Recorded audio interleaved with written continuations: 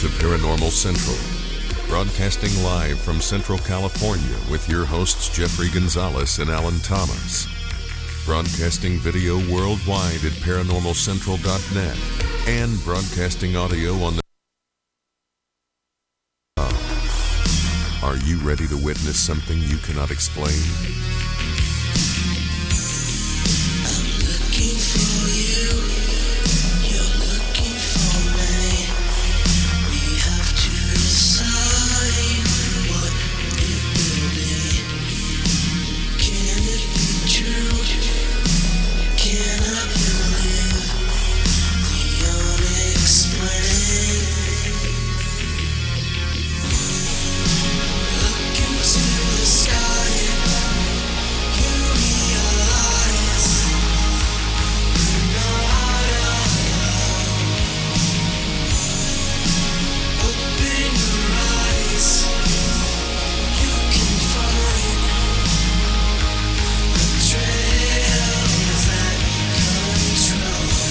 Hello everyone, welcome back to another episode of Paranormal Central, broadcasting live from the bottom left-hand corner of the Nevada Triangle in a city called Fresno, California. Hello everyone, my name is Jeffrey Gonzalez. I am your host for the show. I'm also the founder of a group called the Sanger Paranormal Society.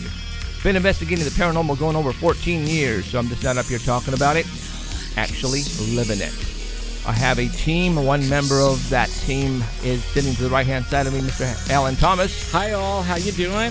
Nice seeing you in chat. Thank you for showing up wherever you may be around the world. We are broadcasting live HD quality video on live stream right now. And right now is Sunday, 6 o'clock p.m. West Coast time. If you missed us on Sunday's live broadcast, you can always go back to our YouTube channel at Paranormal Central and find the video, which will be posted usually a day or two after our broadcast on Sundays. We have a lot of videos. Been doing this for 8 years now, so there's a lot of videos on YouTube. On live stream, we used to have a lot of videos, but they erased them. And now there's only like 4 or 5 videos at a time on there. And once we broadcast and load a new video on there, the last one will disappear. But that's okay. You can always go to YouTube. Make sure you pick the right YouTube channel. There's a couple more that says Paranormal Central on it, kind of stealing our name. So you'll see the correct, YouTube channel. Just look for it. You'll see our faces, our mugs on there. That's us. Yeah, none of them steal our picture. No, I don't think they want to. All right. Again, thank you very much for showing up wherever you may be. My name is Jeffrey Gonzalez. I am your host with Alan Thomas. And later on, we should have Heidi Hollis. A lot to talk about today. Thank you for showing up again. Crazy times we live in. Alan and I just had a long talk beforehand. Top secret stuff. Top secret. Yeah, top secret. But a lot of stuff to talk about this past week. And we're going to go ahead and get right to it because that's why you guys are here. I'd just like to say that I want to thank you for all the people who are subscribing to live stream. We're up to 31,000 now. And again, it's just 1,000 every week, sometimes a little sooner. And plus that's 800,000 views on YouTube. 800,000. A lot of people say, "Oh, that's nothing. That's 800,000." People have millions and millions. Well, go back and see how long their videos are. It's not about views; it's about viewer minutes. There are people who put up 30 seconds worth of video, or maybe a minute and 30 seconds worth of video, and they might get 4 million hits. Our show is 2 hours long. All right, I'm not going to tell you how much our average is, but our viewer minutes is basically telling you that we're doing really well for what we're doing. We're at right around 2 million viewer minutes. Now figure that one out. Divide it by 60, and that'll give you how many minutes. And then you could figure it all the way out. It's years of people watching. So we're doing really well, and I want to say thank you. Yes. Because, without you, we have nothing. We don't have a show. So, all right, let's go ahead and get into the broadcast. Where do I start? Well, let's go ahead and I have. This is what I want to talk about tonight. This past Thursday, wasn't planning on it, but we did a really quick trip up to the second spot, the Bigfoot spot, to grab the SD cards. I'm going to tell you what happened there. Then we're going to talk about Ghostbusters. We're going to talk about something that's happened in Fresno in about 2 weeks, and some other pictures I want to show you. So we have quite a bit to show you, basically. We're going to have some fun. All right. Well, this past Thursday, if you guys have been watching us, you guys know that we found a new Bigfoot spot up near Dinky Creek, Washawn area. And I set up some cameras, and if you remember, a couple of weeks ago, I placed some fruit. Oh, shoot. I left the bananas inside the house. Daggone it. The peels, anyways. You can't see them because they're all, in really rotted out and stuff like that. But it's just only the peels. It's just the right? peels, yeah. We left some fruit last time, and I put up a couple cameras up high, about 15 feet, facing down at the fruit, and we captured a lot of stuff, but we didn't capture whatever ate the fruit or took the fruit. And people were saying, okay, well, the camera malfunctioned. Some guy actually said, I'm going to donate $100 so you can go buy a new camera. You know what? It's not the camera. How do I know that? It's not the camera. How do I know that? Because we just went up Thursday, which was 2 days ago, and it happened again. Okay. And I know it sounds absolutely ridiculous, but even Alan was saying that Bigfoot investigators have stopped putting up cameras. Yeah, they don't use game cameras anymore. Because what happened to us has been happening to these guys forever, for a long time. Long time. Since game cameras. And what do you mean, Jeff? Well, the cameras are not getting whatever they leave for the Bigfoots. In other words, the fruit is there. Boop, it's gone. Well, there's no camera. What happened to the pictures? I don't know. But you can see deer. You can see other animals getting caught by the camera. But you don't see whatever took the fruit or ate the fruit there at the spot. It happened again. Now, I'm going to do it because I'm going to do this. And because, people don't believe this. And if you are a Christian like I am, when you go into a court of law and you're up on the stand and you're going to basically, a lawyer is going to basically, ask you questions. You need to know. They need to know if you're telling the truth, because if you don't, and if you lie, and if you get caught lying, you can go to jail.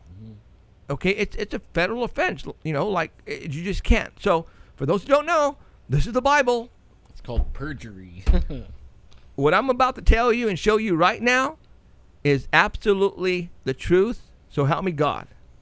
Because this is blowing me the frick away. Unfortunately, Alan could not go, so Robert Scott went, and on a whim, that night, I called Christina from the Tule Res, and she came down from Porterville, and she went with us.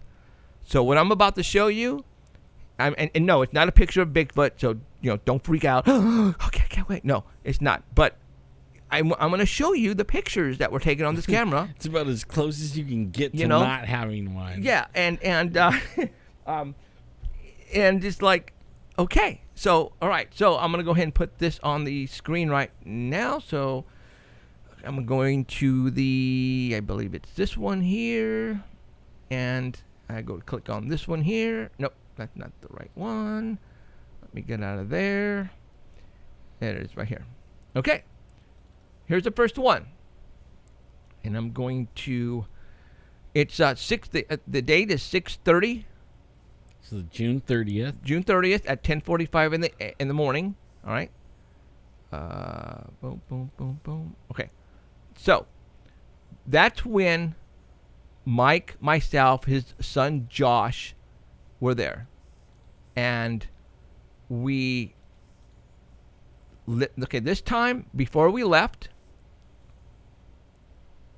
boom, we left some apples, if you can see them here at the bottom, and the bananas in a bunch, and Mike had a plate with all the scraps that we had. And I think we had like potato chips and some sandwiches, and he had some. He brought some prime rib, all the leftovers. I said, you know what?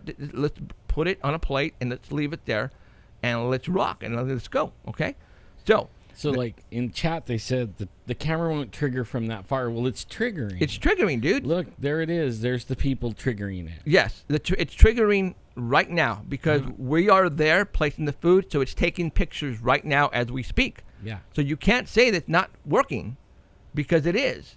You see? It's taking pictures. It's not me up there taking photographs, guys. Why? Because there's me right there, all right, with the bat. There's Mike and there's Joshua. So the camera is working fine. It's taking pictures of us leaving the food right there. Okay, so. And it's continuing to take pictures. Yeah, it's still taking pictures. Look at how far I'm back. See, where I'm videotaping right now is I'm videotaping the. Oh, by the way, I picked up the little stickers and I brought them. Gosh dang it! And I left them in the. I have them, and one has like a nail, like a fingernail puncture in it. One of them does. Yeah. But I can't show them because the camera it can't zoom in. But what I can do is I can probably take some snapshots with my camera, and I'll show them to you next week. Okay. Yeah. But anyways, here's me videotaping the banana peels that were left the week before, and they're black, as you can see, right? So the camera's working fine because it's taking pictures of us out there.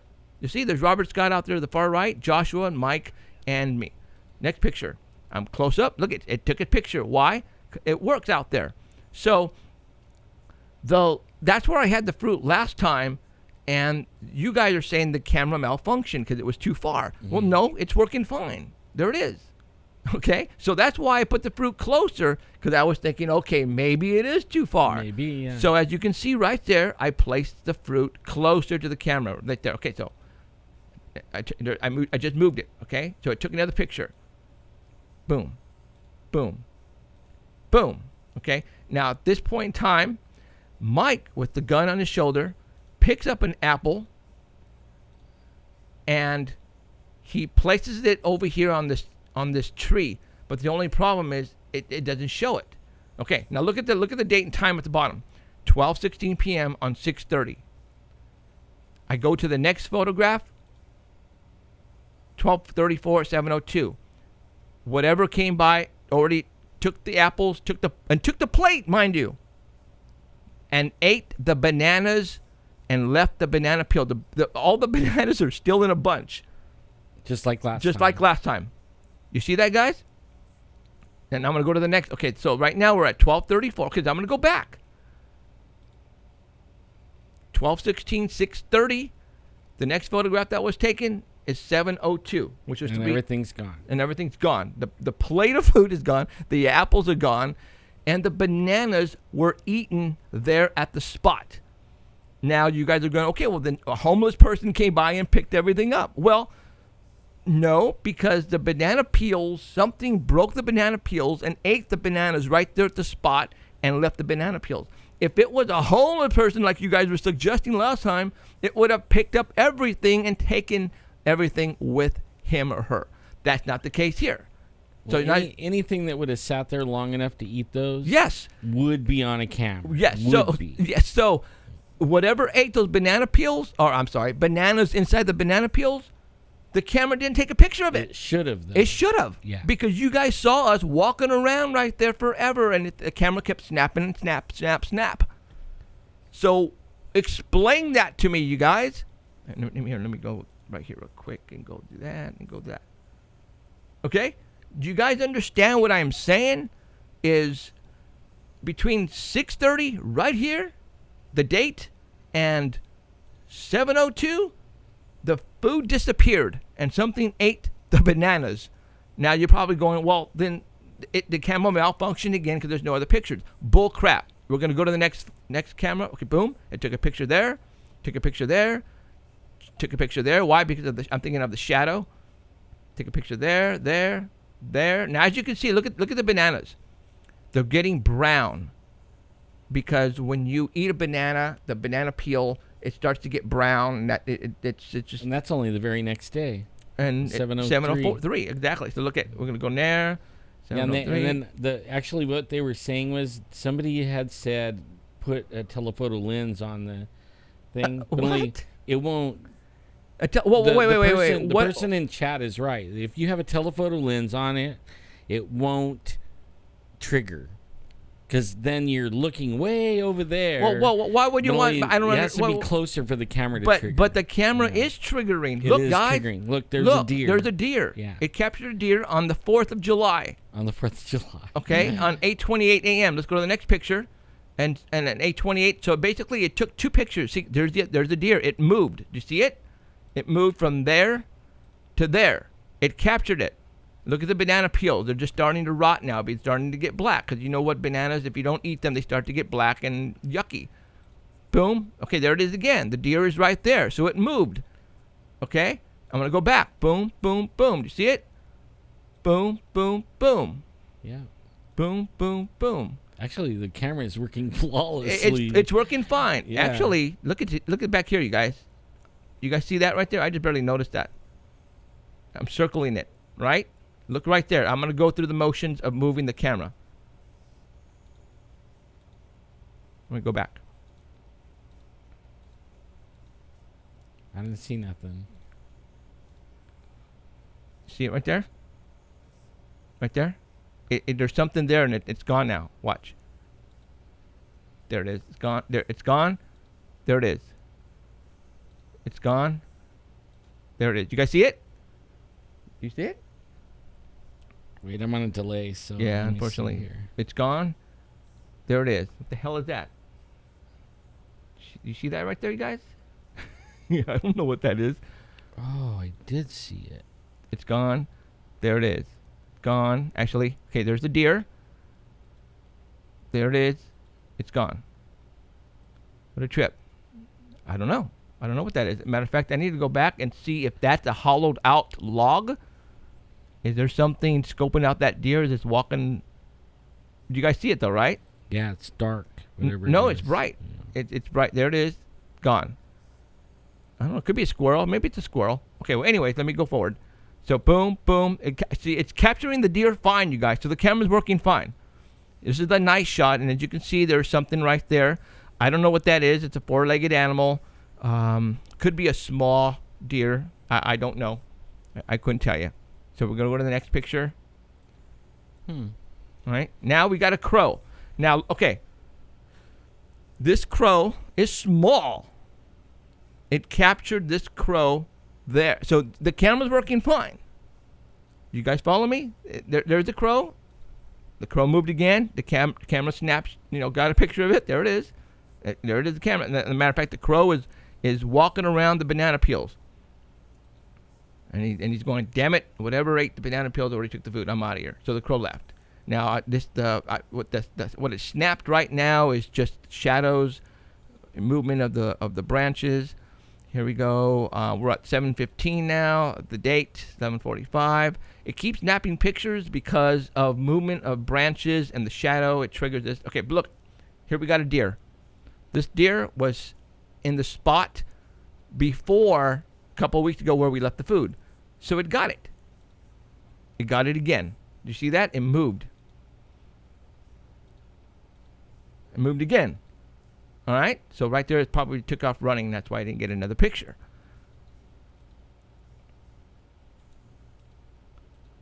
Okay, I'm going through this picture. It's taking pictures because of movement of, probably these branches right here to the left.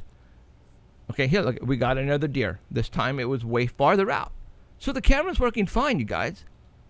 There's the deer, and you see the deer just walked. 1, 2, 3. Boom, boom, boom. Okay, here is 7:21, which should be Thursday. I hope that the date is right. That 7:21 should be Thursday. That's when we arrived on the spot. I just walked up to the spot with my camera, and it took a picture of me. So it's working. And the reason why I'm pointing the camera is because Mike took a bite of the apple, and he placed it on a broken branch on this tree over here, about 4 or 5 feet up high. Well, I was just taking a video of that because the apple was gone. And here is me putting my climber's equipment on There is Christina Tooley from Tooley Res to the right with her backpack, and Robert Scott and his dog. I'm putting on my gloves. I'm about to climb the tree. Christina's taking a picture of me climbing up. I'm up there right now, and that's it. That's all. That's the lot. I took the SD card out and boom. So we're at 7:21. So let's go all the way back. Is the camera working? Absolutely, it is. Absolutely. There's nothing wrong with the camera. I'm getting deer after deer after deer after deer, but not whatever eats bananas. Whatever picked Whatever up the. Now I didn't find the food. plate, guys. The plate was gone. So if it was an animal, it should have just eaten the food on the plate and left the plate. The plate would be around there somewhere. Exactly. But it would not be gone. I did not see the plate. All right. Yeah. The apples are gone. Now this time I looked for the stickers. There was no stickers. The stickers were not taken off. So the stickers went with the apples. But I wonder if it's because it watched you pay so much attention to the stickers. I don't know. And it was looking at us maybe? Yeah, and it was like, I'm not leaving the stickers this time. Or whatever was watching us left it as a message stating he got the message. The stickers. Oh, maybe. You know, that's the only. Because you picked up all the stickers. I picked up all the stickers this time, and well, before as we were, like you said, we were really zooming in on the stickers. Right. So maybe whatever peeled off the stickers was the reason why he peeled off the stickers was to let us know, hey, it was me who took out the stickers. You get it. You got the message. In fact, I took them off right in front of your camera, and you didn't get a picture of me doing it. Dumbass. Yeah. Okay. So there you go. I ate your bananas. So there you go. There's us at 12:16 p.m. on 6:30, laying the food. We walked out of there, and on 7:02 was the last picture, and the food is gone. But what gets me, those guys, look at the bananas. It ate the bananas there and dropped the banana peels on the floor. And they're still on the bunch. Okay? Is that awesome or what? I don't know what to tell you. The camera is working fine, but it did not take a picture of whatever took the food. And the plate, mind you. Look, there's a plate. The plate's gone, and the food is gone, and the apples. Yeah. So if you guys can tell me what did that, I would really like to know. Because I don't think you guys have the answer. Because I don't. I don't have the answer. On this show, it's about showing you. All right? And I just showed you the pictures in order. I don't know. I don't know. Okay? This time, we left again. I always take food up. I left bananas. Mm-hmm. I left apples. And this time, I took 2 jars of Jiffy peanut butter. Oh, yeah, they love peanut butter. Okay, so what I did But is don't take the lid off. I did not take the lid off. I just barely screwed it on there so it doesn't come off, right? But if you move it half an inch, then the cap will come off. So I took the sticker, Jiffy peanut butter sticker around it off, and there's a couple of spots on there where it's sticky of the glue that holds the paper on. So I'm hoping that if something grabs this jar, it'll leave some residue or something. I don't know. But like I said, the reason why I left the top on, because I was told that if you leave it off, then an animal could come and just eat right out of the out of the top. You don't know what it is. Right. But if you leave the cap on, but just tighten it a little bit, that whatever grabs the jar and wants inside, it will unscrew that cap. So whatever it is, it's going to have an opposable thumb on it. It's going to have a thumb in order to unscrew that cap. So let's see what happens when I go back up to retrieve that. And I don't know when it's going to be, a couple weeks, I guess. But I left one jar there, and I left another jar on the other side of the creek over there, in the far one. Man, that freaking camera took 1,500 pictures. and I downloaded them on there. We got nothing but cow. There's a lot of cow and deer. It's a cow trail, right? It's a cow trail because it goes out to the meadow where there's the water. Mm-hmm. Got a lot of there cow. might be a Bigfoot in that one. No, I looked. We looked. Because they follow the cows. Yeah. Well, I looked really good, and me and my son Christian helped me, and we couldn't find anything. So, yeah. Well, they're good at turning the camera. Maybe they saw it and turned it off. You know, we'll just walk by and zap that like My Favorite Martian. You know, but I left food there this time. On that one. Not the one closer to the power lines. Farther back. Okay. That's the one that took the 1,500. The one here only took 30 something, and it wasn't. I didn't get anything. Okay, but over there it's with the 1,500, and the reason is because I think the sun was hitting it most of the time, and the shadows and the sun, it was just triggering it, and that's why it triggered 1,500 times. I went, holy moly! But I didn't move it. I left it as is, and that's where I put some more apples, bananas, and another Jiffy. Peanut butter. So let's see what happens in a couple of weeks, and we're gonna go back. That's so cool. That's cool. All right. So, I'm showing you guys this because this is freaking cool. Are you kidding me? It's not. I got a pager here. I'll get all kinds of people. A bunch of bananas never left the ground, not lifted for them to be eaten. No, they were eaten. Those were just banana peels that you saw. Somebody texted me. Those were just banana peels that you saw. Okay, it had already eaten the bananas. The insides were gone. You follow me? Somebody says that. Let's see. Let me read it to you. He says,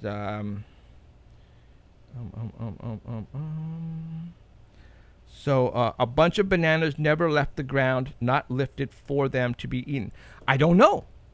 I don't know if something lifted them to eat them or not because we didn't get anything on, the camera didn't snap a shot of whatever ate those bananas.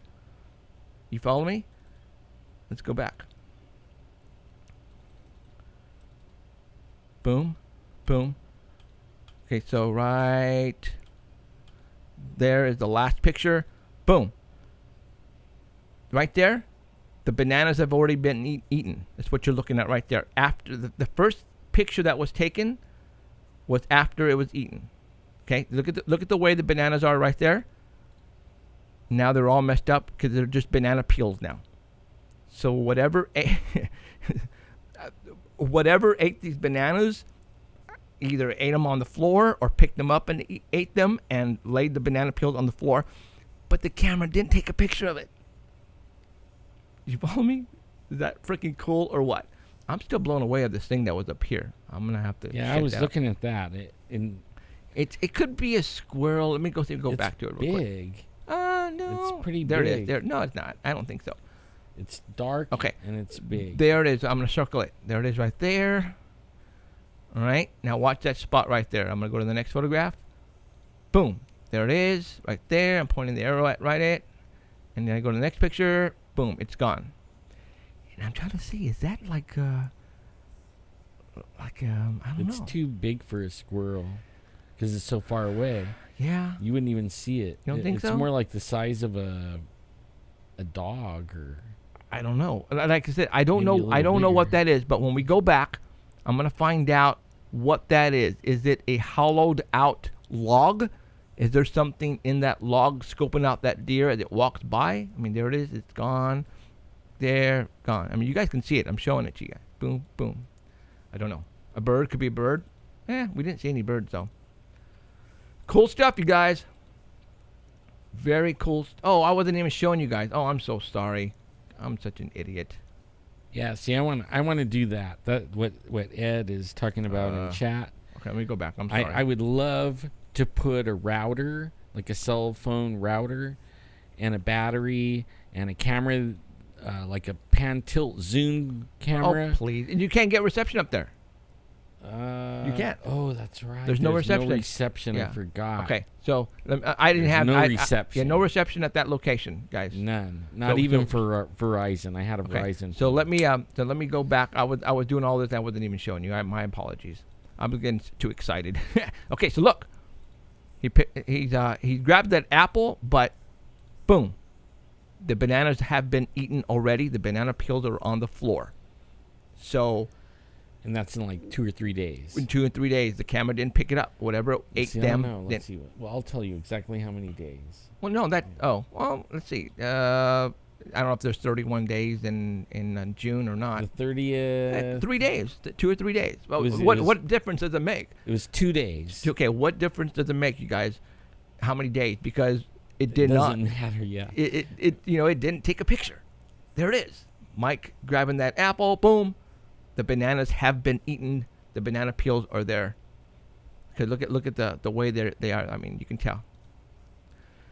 And as I go down the days, the bananas are now getting darker. Sure, because there's no banana in it. And there's no bananas in there, and boom, boom, boom. As a matter of fact, I think that deer right there, if you look at the bananas, they move. See right there? They moved a little bit. Mm-hmm. That deer might have walked by and moved it with his nose. Oh, yeah, okay. You know what I'm saying? And it didn't catch a picture of it. Why, I don't know. But, okay, there you go. Well, it's set to take a picture. Like, after it takes a picture, it takes like a couple of minutes or a minute or something. It's a 5-second or 10-second delay the way I have it, or 7-second delay. Right. But I mean, like, after it takes a picture, it's still a little bit of time. Longer than 7 seconds. Yeah, there's like a 7 or 10-second delay before it takes another picture. Right. Right. That's why you'll see the dude pick up the apple but not put it in the tree, because we did it really quick. He did it in that time frame where it wouldn't take a picture. Or whatever, maybe those photographs were taken and something erased them between that day and that day. I mean, it could be. You know what I'm saying? I don't know. I don't know. I mean, stranger things have happened, man. I've read stories, and I'm sure a lot of people in here that's listening have too, that are talking in chat, where people have put multiple cameras around aiming at the other cameras and the food, and have all the cameras malfunction. All of them. Nobody sees what gets the food, even with 3 or 4 cameras aiming. So, I mean, it gets redundant after a while. So the Bigfooters are like, even with 4 cameras aiming at the others, because they want to catch not only it taking the food, but they want to see it turn the camera off, right? Okay. Right. But they don't see anything. So what's happening now is they're saying, screw the cameras. Let's see if we can get some other type of evidence. Yeah. And what they're trying to do now is they're trying to get fingerprints and hair. And by doing that, is they set up some cool traps around the food, like on the jar. They put duct tape around it opposite side. So when you go grab it, you leave fingerprints. Or if you leave food in a plastic bag, like I believe David Vergosa did at one point, and the Bigfoot went to go open the bag, plastic bag, to get whatever was inside there, and it left the fingerprint on there. All right. Sometimes they put duct tape reversed, so when the hand reaches in someplace, all of the hair around the hand, it gets stuck on the tape, and they pull it off, and it pulls out hair. That is going to be our next. People have done that, and that's actually how Melba Ketchum got so much DNA. Yeah. She had like 300, DNA samples that they got from hair and stuff from doing that. What you're talking about. Exactly. And I think that's the only way they're going to get it. Right. I have an idea of how I'm going to do it. I'm not going to say because it's my idea. But once we do it and do it several weeks and months and it starts working, then I'm going to show you what I did. But if we can't get anything, then what am I supposed to do? The cameras aren't working. I mean, they are working, but they're not capturing whatever is stealing the food. Some guy just said, well, they're cloaking. No, cloaking, you would see the movement of the plate lift up, or the apples lift up, or the bananas lift up. If it was cloaking, let's pretend Predator shows up. And, the movie Predator with Arnold, you can't say this thing was invisible, because even if you're invisible, you can still move things around. You can pick up the items, and if you did that, then the camera should have taken a photograph of the apples floating in the air, per se, or the plate floating in the air. That's not what happened here. the No, well, you didn't see this invisible thing sucking up a banana. right, Or a bunch of bananas in this case. right, and then all of a sudden you Yeah. see the banana peeled up floating in the air. That would be cool, but that didn't happen here. So if I understand cloaking is being invisible, but you can still move things around. It's animate objects. You can still move things around if you're invisible cloaking. So I can't say that whatever ate this food or picked up the food and walked off with it, it was cloaking, because then you would have seen this plate float up in the air with all the apples and bananas and float away, and the camera should have taken a picture, because it took a picture of that crow walking around. That crow was about the same size as the plate, so it should have grabbed it. It should have taken a picture. So you have to scratch the cloaking thing out. So the only thing left is turning off the camera via electrical device. But then you got to say to yourself, okay, the government took the food. No, why would the government take the food and then shut off the camera? Something else took the food. Would aliens take the food? Come on, I don't think aliens are going to be hungry for bananas and leftover meat and stuff like that. But would they manipulate the camera for the Bigfoot so it wouldn't get a picture? See, now you're going woohoo woohoo. Yeah, I know. it, but I'm thinking Bigfoot. Yeah, it is. I'm thinking It is. Bigfoot. So what kind of, and I'm going there. If you guys want to laugh at me, fine. What kind of powers does this frickin' Bigfoot have to do this? I don't know. All right, we all think Bigfoot is a animal of some type, with hairy fur on it, eyes, nose. But no supernatural ability. Well, then something here had to have supernatural abilities to do this. Right? Especially if you put 4 cameras and have it happen to all 4 cameras. Maybe we should do that next. Like use 2 or 3 and just to debunk what we're doing. Then what I can do is I'll go take the 2 that I have over there and I'll bring them over here and I'll just put them all like facing that way. So that they all could see each other. Yeah. And we'll do this again. Okay. We'll do it again. And that way, just for our viewers, though, because we'll show that the banana peels will still be empty and there won't be one picture off of any camera. Oh, there you go. I'm pretty sure I'm like, I'll lay bets on it. I would love it if all of a sudden we see an apple floating in the air or something. That would be interesting. Oh my God. Okay. Well, anyways, then that's what we'll do. That sounds like a plan. Okay. So next time we're up there, I'll take down the other 2 cameras that I have about 2 football fields away. That I'm just getting a lot of cows walking back and forth, because that happens to be the route they're taking to go to the meadow to drink water. Screw that. This happens to be the spot right here. This spot right here, you guys, where I'm placing this fruit, is where Alan and I heard that tree snap. Yep. And that's when I saw the thing running from left to right, from this spot right here. That's why I left the fruit here. This is where I heard the tree snap. This is where he's watching everybody. Now, Christina had, she said something. She goes, what if the tree snap was not a tree snap, but it was electrical charge?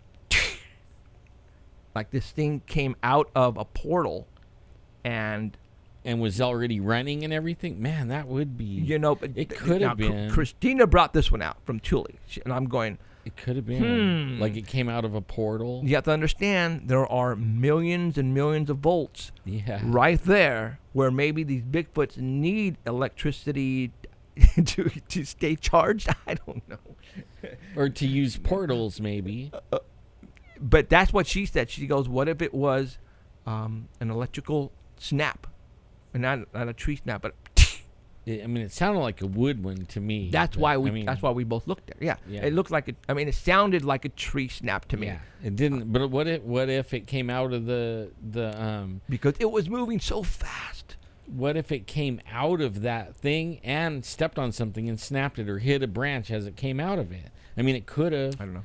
It really could have. I don't know. And what if, like, I was thinking, like, when it was whistling at your wife and making her get all wacko weird. Now check it out. What if it can manipulate the magnetic field? Now, I told to Christina about the flies.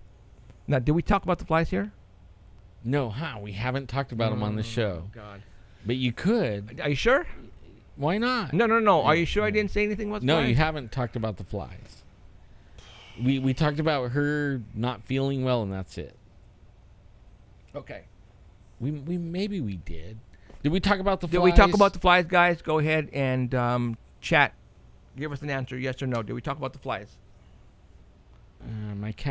I don't think we did. We're gonna wait until chat because there's 2-minute delay on Alan getting the response back. I want to know from you guys. Did we talk about the flies? They're saying no. No? Yeah. Those power lines sure do hum, but no flies. Okay. All right. Well, I'm going to tell you guys something that happened to us. Nothing about flies. The day after and the day of. This is weird. This is going to sound absolutely ridiculous, but it happened. Hey. Oh, wait. The Bible? What I'm about to tell you guys right now about these flies in our home and Cheryl is absolute truth, so help me God. And this is the real Bible. This is not just a cover put together, okay? Look, this is the Bible. So you guys know that I am swearing on the Bible that this actually happened. And I was telling Christina from the Thule Res on the way up, and she looked at me all scared and weird. She goes, Oh my no. God, like demons, huh? Okay, here we go. All right, you guys ready for this one? This actually happened. I don't know if Sheldon are going, no, don't talk about that. Well, I'm going to talk about it because it was She's calling it her Amityville experience. Okay, there you go. Okay. All right, here we go. As you guys know, when we were coming down from the trip where whatever whistled at Cheryl, she started to get sick on the way down. And like I said, Cheryl and we have driven around for a long time, and I drive like a maniac around corners. Yep. Even Christina was going, man, you drive crazier than me. Going, no, I think you do, Christina.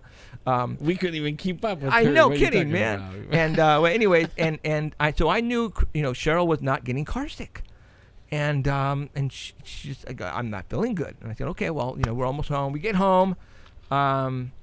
She's not feeling good.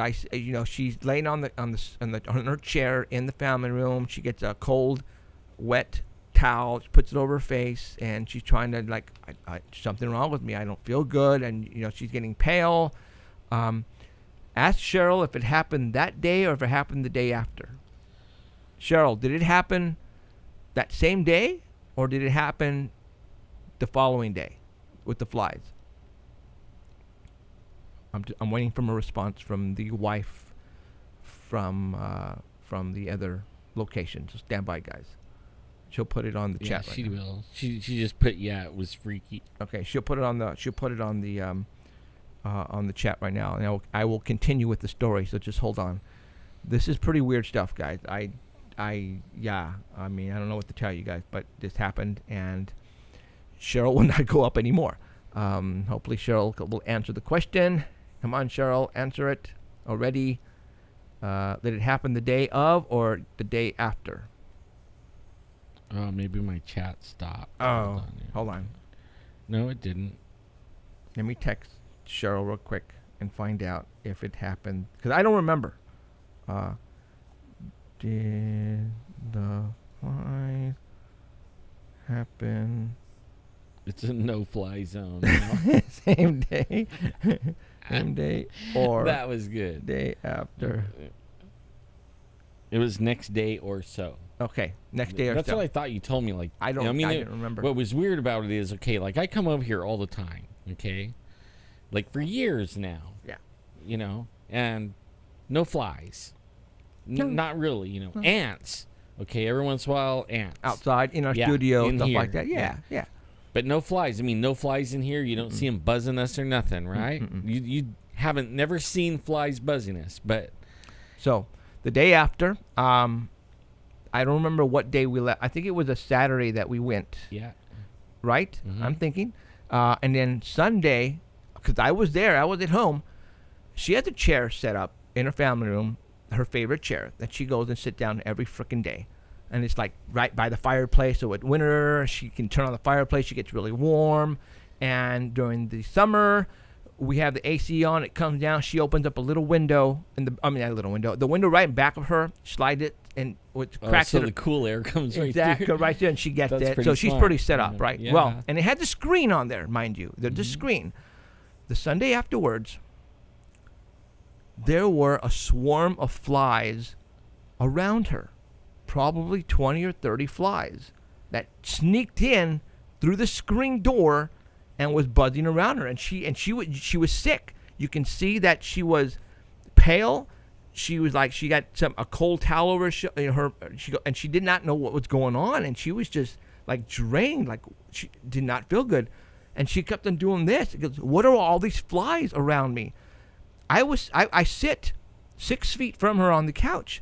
There was no flies on me. There was no flies anywhere else, but around her and that chair. That is weird. So Christian, my son, got the fly swatter, and he's out there, and one right after the other, and still more would come, and they were just around her. And we didn't think anything of it, right? Until several days later, until she brought it up. What if whatever was whistling at her it was evil and gave her something and you know what I'm saying? And she brought it home, and that's why the flies were surrounding her. Dude, you guys, this happened. And I told Christina on her way up on Thursday, and she looked at me and she goes, oh man, I think you guys ran into an evil spirit of some type. And I'm going, that's what we thought too as well.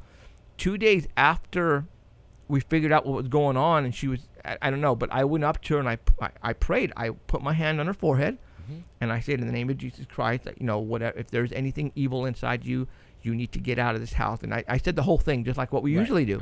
And she got better. Boom, there it went. Yeah. And no more flies. She was back to normal. And I went, what? Could have been evil. In fact, Bigfoot could be evil, and we don't know it. So that's how much we know about Bigfoot. Okay. So that was the last that we saw of the flies, you guys. There was no more flies. I mean, and she even said, "Man, this is reminding me of the Amityville. I can't even remember Amityville horror." All right, this happened to her. And yes, trust me, she took a shower, and she was not stinky, but the flies were surrounding her. Like what? The reason why we did not tell you that is because it sounds stupid. It sounds absolutely unbelievable. See, okay, now, usually flies don't pick out certain people. Did you know, when I was in Africa, there was flies, lots of flies. And did you know that in Africa, it's a weakness to go like this to the flies? So, they'll have a baby, feeding the baby, they don't have bottles either. So they'll be feeding the baby, and the fly will be walking around and getting in the baby's eye and crawling in its nose, and the mom too, okay? And then I go over there and go, whoa, get the flies out of there. And then they get mad at me because it's a sign of weakness to shoo the flies. Even though that's probably going to make them sick and die. Who knows? I don't know. That's but weird. Really, what I'm saying is the flies don't pick one person in a room and hang out right there. They will bug everyone in the room. Or go wherever the garbage is and stuff like that. The stinks. You know what you guys follow me? So she was sweating really profusely. So I'm thinking whatever was coming out of her body, the glands, it wasn't. Yeah, but where did the flies come from? They snuck in. How could they sneak in? There's little holes or whatever. I don't know, but they wanted in. Yeah. And they got in. It was like something sent the flies to her. To me. I'm not saying anything, but they snuck in and they got to their location. They got to her. All right. It was creepy as hell, and that's why she will not go back up, because she put all this together. She goes, the whistling, the Bigfoot. First I saw the thing running, and it probably circled back, and then it started to whistle at her while we weren't there. She got sick on the way down. The day after, she was really sick, and then all of a sudden all those flies attacked her, and they did not want to get. I mean, they were just coming at her big time. And Kristen and I were like, with the fly swatter just killing them, and they didn't stop. Right. There was, as you were killing them, more and more show Yeah, up. yeah. That's weird. Okay, and That is then I don't remember when I prayed on her. I don't know if it was the day or the day after, but I did it, and now she's fine. There's no flies. So that happened to us, you guys. I tell you, you know, like people are saying, well, maybe it's because she's sweaty or. No. First, there's no flies. Okay, like Right. there's other days that you're sweaty and you don't feel good and there's no flies. Hey, I come home. Guess what? I work for AT&T. I am dreading this week because it is supposed to be 108, 109 starting tomorrow all the way to Friday.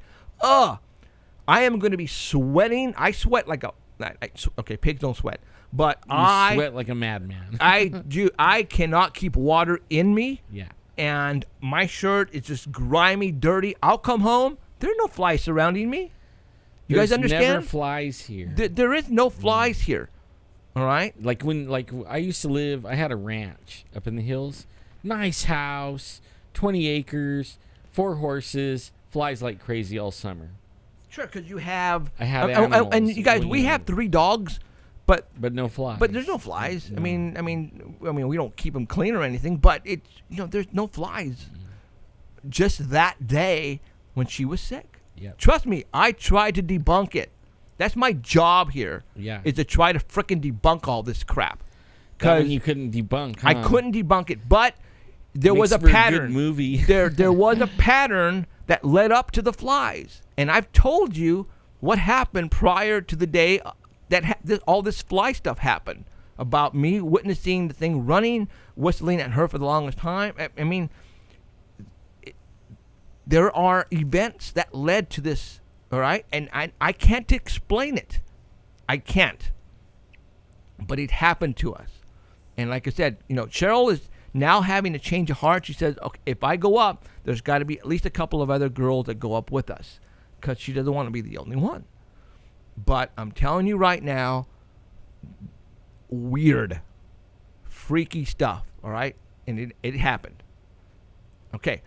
And I didn't want to tell you about the flies because, come on. This is movie stuff. This stuff is not supposed to be happening to Jeff and Cheryl and Ellen from Paranormal Central. This shit's not supposed to happen to us. Excuse my language. Come on. Are you kidding me? But it is. It did happen to us. Can I explain it? No. But I told you what happened to us. And now we got these cameras camera that is not taking the picture of whatever is eating the food that I'm leaving for whatever. That's supernatural stuff, man. Why would it eat food if it's supernatural? You're asking me? I don't know, man. We are showing. I'm just glad that we have video to show you this, okay? Because I could be talking about it, and you guys could be thinking, Jeff, you're on freaking double crack. Yes. All right? Now, obviously, the flies are after your crack. The fly thing, it would have been funny me videotaping my wife doing this with the flies, and you guys would have probably laughed your ass off. But she would have got mad, killed you. Yeah, but the cameras and the SD cards and the pictures, that's some cool stuff there. All right, that's awesome stuff, and I'm gonna keep doing it. And we're gonna go back up there, and we're gonna leave more food, and this time we're gonna put cameras around. Hopefully, we'll get whatever it is. But anyways, so that was our excursion that we had last Thursday, and my ear is ringing big time. Yours is? My left ear is ringing so bad right now, and it's not feedback. That's weird. Okay. That's weird. All right. So let's talk about. Is now decided to target you. Let's talk. Oh God, shut up! All right, let's talk about some. I went someplace, and if you guys are on my Facebook wall, you guys know that on Friday night, I went to go see Ghostbusters with my son Christian. Cool. Oh boy, do I have something to talk about on that movie. Actually, several things. All right, I was debating to go see this movie. Why? Because reboots of movies sometimes are trash. But it was my duty as a paranormal investigator to go see this movie. And I just had to, okay? Because people are going to say, did you go see the latest Ghostbusters movie? And if I tell them no, they're going to probably look at me all trippy and go, well, dude, you hunt ghosts. How come you didn't go see this movie? Well, okay, I took my son. Cheryl and Andrew, my oldest son, didn't go because they felt it was going to be stupid. So they stayed home. So I took Christian, my 10-year-old son, him and I. We went Friday, 6:55, showing, Sierra Vista Mall. And, there was people in there. There was people laughing. Me and Christian were looking at each other, looking at these people laughing like crazy, and we're going, why are they laughing? It's not that funny, okay? But I caught some things that they were saying that I went, The first thing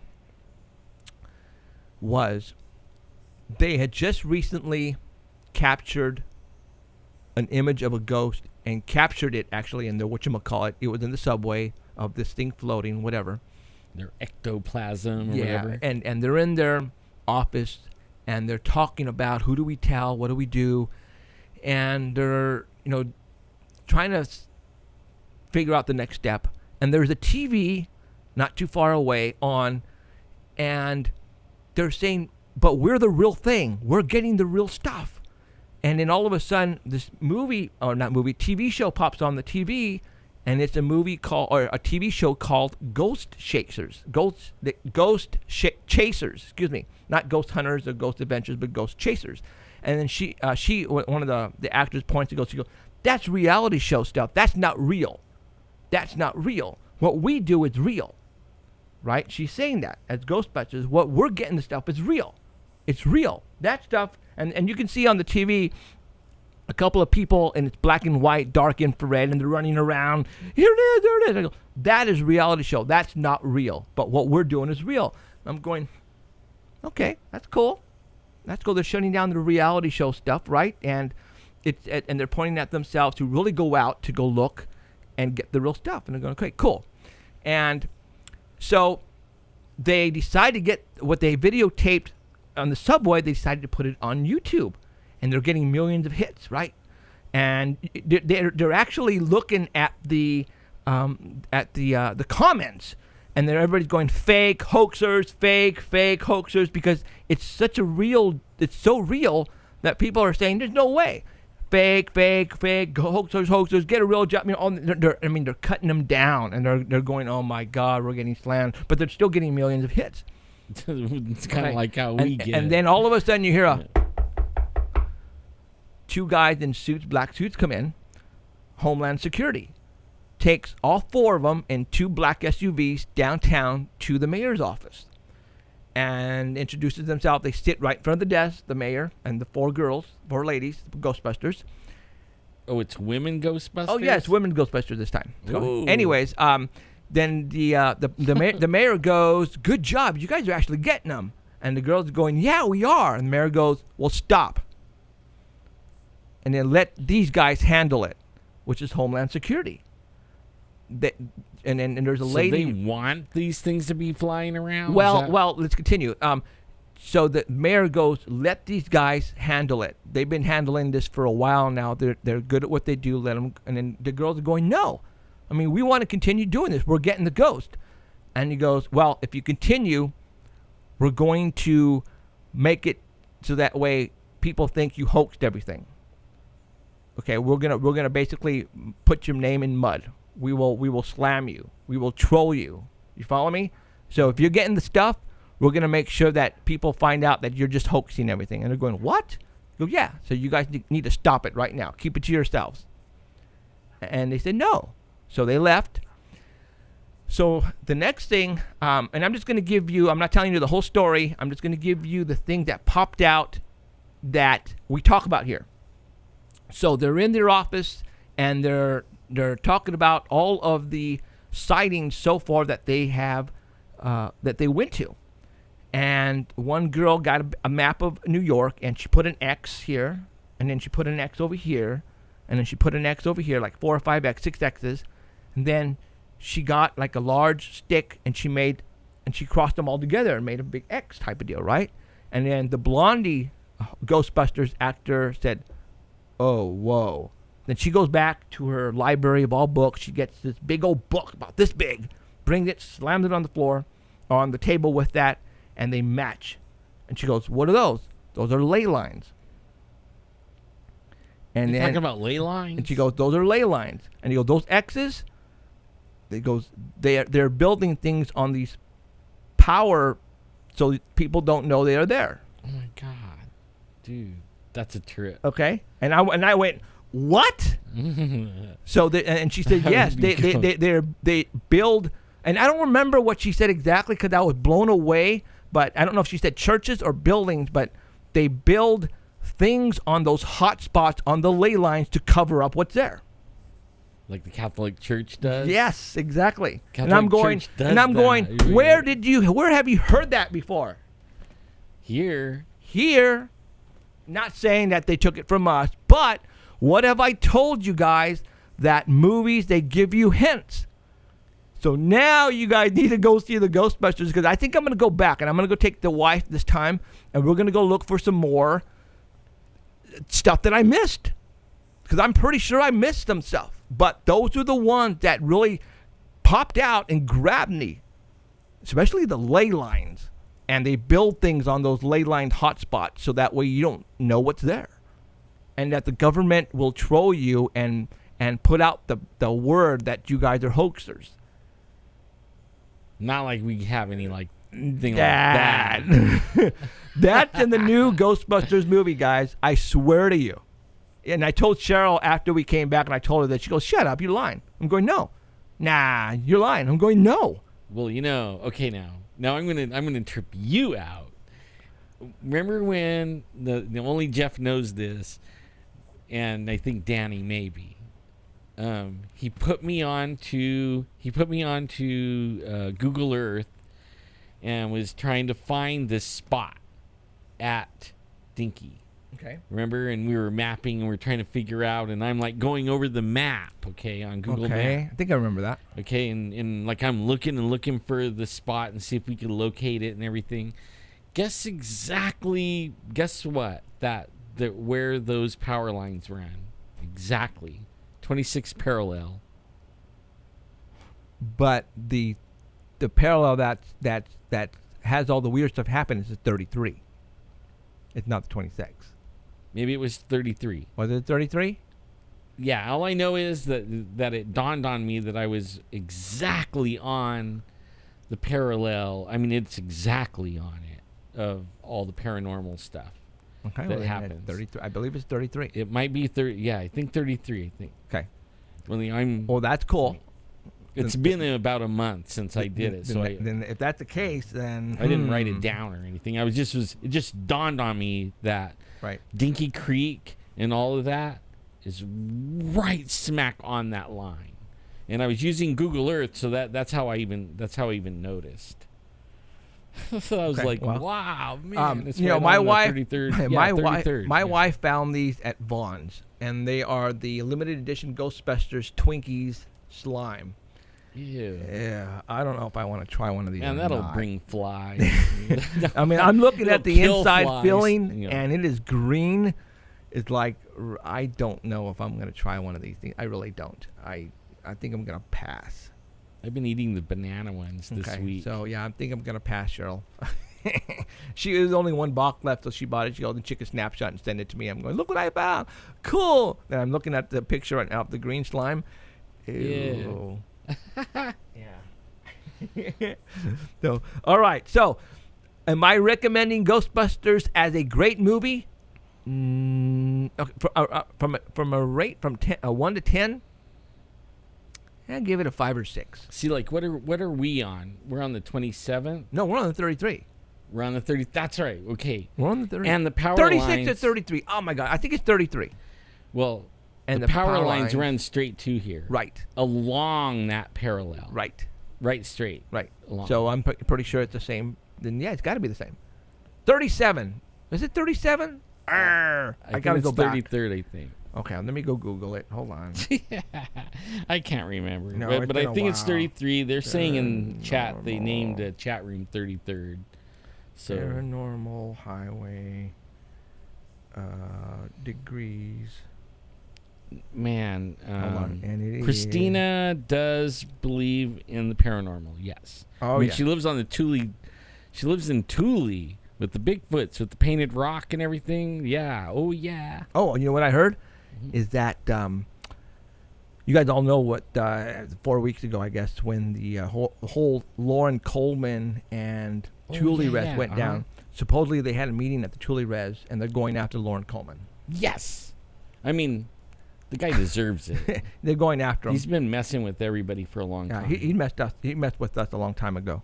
But they're going after Lauren Coleman via legal system, and there you go. So, all right, I can't pull it up for some reason. My Google is running really slow. All right, let's continue on. Interesting. There is an event that is happening August 14th, 13th, Saturday, and it is happening east of Fresno, California. What is it, Jeff? What is happening? It's going to be right at the 33rd parallel, too. Let me show you what's happening. It is the SAR Run, Wild Run. Well, Jeff, what does SAR mean? Search and Rescue Wild Run. Well, what is that logo they're using there, Jeff? That is a Bigfoot. Whoa, wait, time out. Back up. So you're telling me the Fresno Search and Rescue, which is part of, I don't, you know what, I don't know if they're part of the Sheriff's Department or not. I think they are. They are. Yeah, it's the Sheriff's Department Search and Rescue. They're having an event, which they have been having now for several years. Yeah, like 4 or 5 years. But I don't know if they actually had Bigfoot as their logo. Well, I know last year they did. They did. This year they're having Bigfoot as a logo. As a matter of fact, they're going to have like 3-4 races, and in the narrative and you know the whole website, it says come with us to go look for Bigfoot.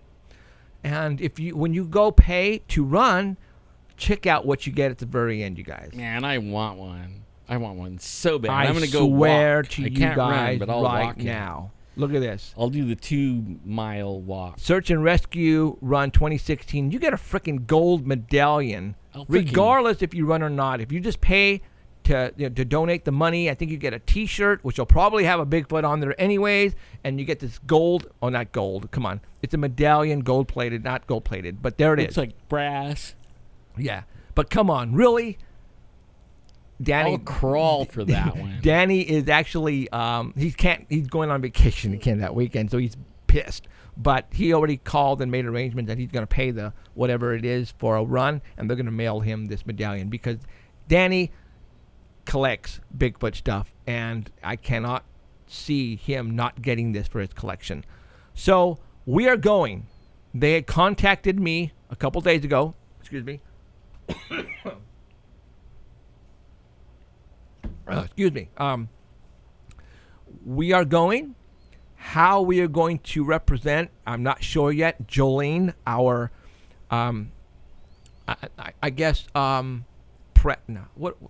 reporter. She's a reporter. Well, press relations is going to contact them. They already contacted me. I gave her the number. She will call them tomorrow, and we're going to find out how we can assist and participate in this event.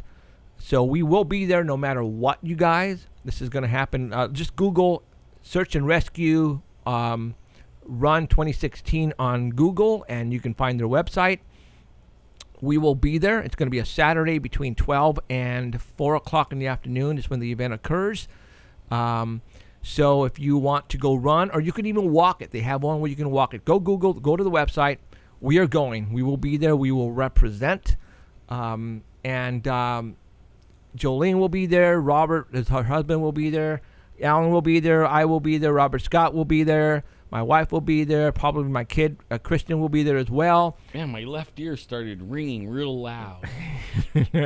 And so we're going. So if anybody wants to go, show up. It's going to be, guess where this is going to be? Dinky Creek. No, it's at Dinky Creek Road. In that little store, you know where you turn to go to Dinky Creek? That's Dinky Creek Road right there. Okay. and that little store. So it's all around Shaver is where. Oh, Shaver. Okay. So I'm saying the 2-mile walk might be just through Shaver. That's why I might be able to do it. Okay. Well, I'll get my power chair out there. well, it's kind of odd that they're having where we are getting all these Bigfoot sightings. They are around there. They are having this Bigfoot run, and we're talking the sheriff's search and rescue people. Are they trying to tell us something here? I'm not saying anything, but I'm gonna try to get both the people who are putting this on in here to sit down and talk with us. Maybe I can talk to them and really get into why are these people going missing. Maybe we could put Robert in the suit. Scare the crap out of him. Yeah, and they don't know, and all of a sudden the hand will just come down and touch him on the top of the head. Oh, you know what? They're probably watching us right now. Dang it! Okay, but isn't that cool or what? That's actually happening, guys. So we will be there. I believe it's August the 14th. It's the second week in August. It's a Saturday. We will be there representing, and if anybody else wants to go, show up. Get one of these medallions, even if you run or not, and a T-shirt. And they're gonna have when you pay to get in. When you pay to run, you get food, a barbecue. You get food. You get the medallion, and you get a T-shirt. Come on, is that awesome or what? It's awesome. I'm going. Oh, we're gonna be there. We've already told you we're going. All right. So this is the second week of August. We are going. If you guys want to come down for that, do it. You can. I believe you can sign up online. If not, you have to get there early Saturday morning and sign in that way too. But there you go. We'll get you more information as we get closer, which will be in another couple of weeks. Obviously, we got 3 weeks still left. Hopefully, I'm pretty sure we'll get the 2 reps in here for that event in here to talk about it, and then they'll give you more information. But sounds like a crazy fun time. And yes, we're gonna probably have a booth. We're gonna take Bigfoot here with us, and we'll take some other stuff, and we're gonna represent. There you go. All right. Let's go to camera. Let's go there again. All right. Next on my list of stuff to talk about, the graph. What are you talking about, graph? Well, as you know, my job as a paranormal reporter, investigator, I need to keep up with what's going on around the world. All right. I finished watching the Republican convention. Starting tomorrow is the Democratic convention. And yes, I will watch that as well, because it's my duty. Now, what I'm about to show you is I placed on my wall that Thursday night after Donald Trump spoke. Check this out. It's Saturday, right? It's a Saturday, yeah, correct? Saturday, yeah. Correct. Saturday. It's a Saturday. The run, we're talking about the search and rescue run. It is a Saturday. Cool. All right. So that Thursday night, Donald Trump made a speech at the Republican convention, and yes, I was watching Fox News. After that, I think Sean Hannity later on that night was on, and he went to one of his colleagues, reporters, who was talking to, I believe, 10 people who were sitting down in a they wanted to get their view to see did his speech brought you closer to voting for him or whatever. It was one of those type of deals, right? I forgot what you call them. But a poll. There you go, polls. Okay, poll. Yeah, and these are like undecided voters at the time, and they were trying to question them and all this kind of stuff. And then the guy goes, Sean, there was a spot in his speech where I believe the personnel are sitting down on the chairs, the undecided voters, they have a clicker that allows them to click for positive or negative, and it tracks it on a graph. He went, there was this, he goes, hey, Sean, he goes, there was a spot in his speech where he said Clinton was a liar and the emails, blah, blah, blah, blah. And both the Democrats and the Republicans clicked positive for that, because they were both, yeah, you're right, Hillary, did something stupid, and they were both agreeing on it. And there's this graph that you saw on the screen with the red line and the green line going up, and they both peaked at a certain time. Well, look where it peaked, guys. Let me go back to here. The time is 1:11 at 10 seconds. And right now, at 1:11:11 is when they both peaked at the top together. You guys see that? So look at the top. Okay, so in other words, and it goes at every 10 seconds, I believe. So you got 1 o'clock in the morning, 10 minutes and 50 seconds. 1 o'clock, 11 minutes, 00 seconds. 1 o'clock, 11 minutes, 10 seconds. And you can't see the red because that's the GOP, but because it's disappearing in here. So if you look at the green, which is the Democrat line, it's going up right at 11. So at 1:11:11, they both agreed. You follow me? Yeah. And I've been seeing the 1111 Do everywhere. you guys see that? For the I am last, not like 2 months, 3 bullshitting months. you guys. This was on the screen. I took a snapshot. As a matter of fact, Cheryl was able to rewind it on the direct dish, and I took a snapshot with my phone, and there it is. I am not kidding you. That actually happened. The red is about right here when the green hits, and it's at 1:11:11. Is that cool? Oops. Yeah, we are Paranormal Central. Oops. Not that. Oops. Let's go back there. So, is that cool or what? Is that a coincidence? Really? Is that a coincidence that both of them agreed and it peaked at 1:11:11? Not a coincidence. Meaning that, and if you, for those who don't know about the definitions or the reason for 1:11:11, it's a positive thing. It's a positive. Go Google, because a lot of people now have been placing it on social media. Why am I seeing these ones pop up all of a sudden? Either it's 1 o'clock and 11 minutes in the afternoon, or 11 in the morning with 11 minutes after.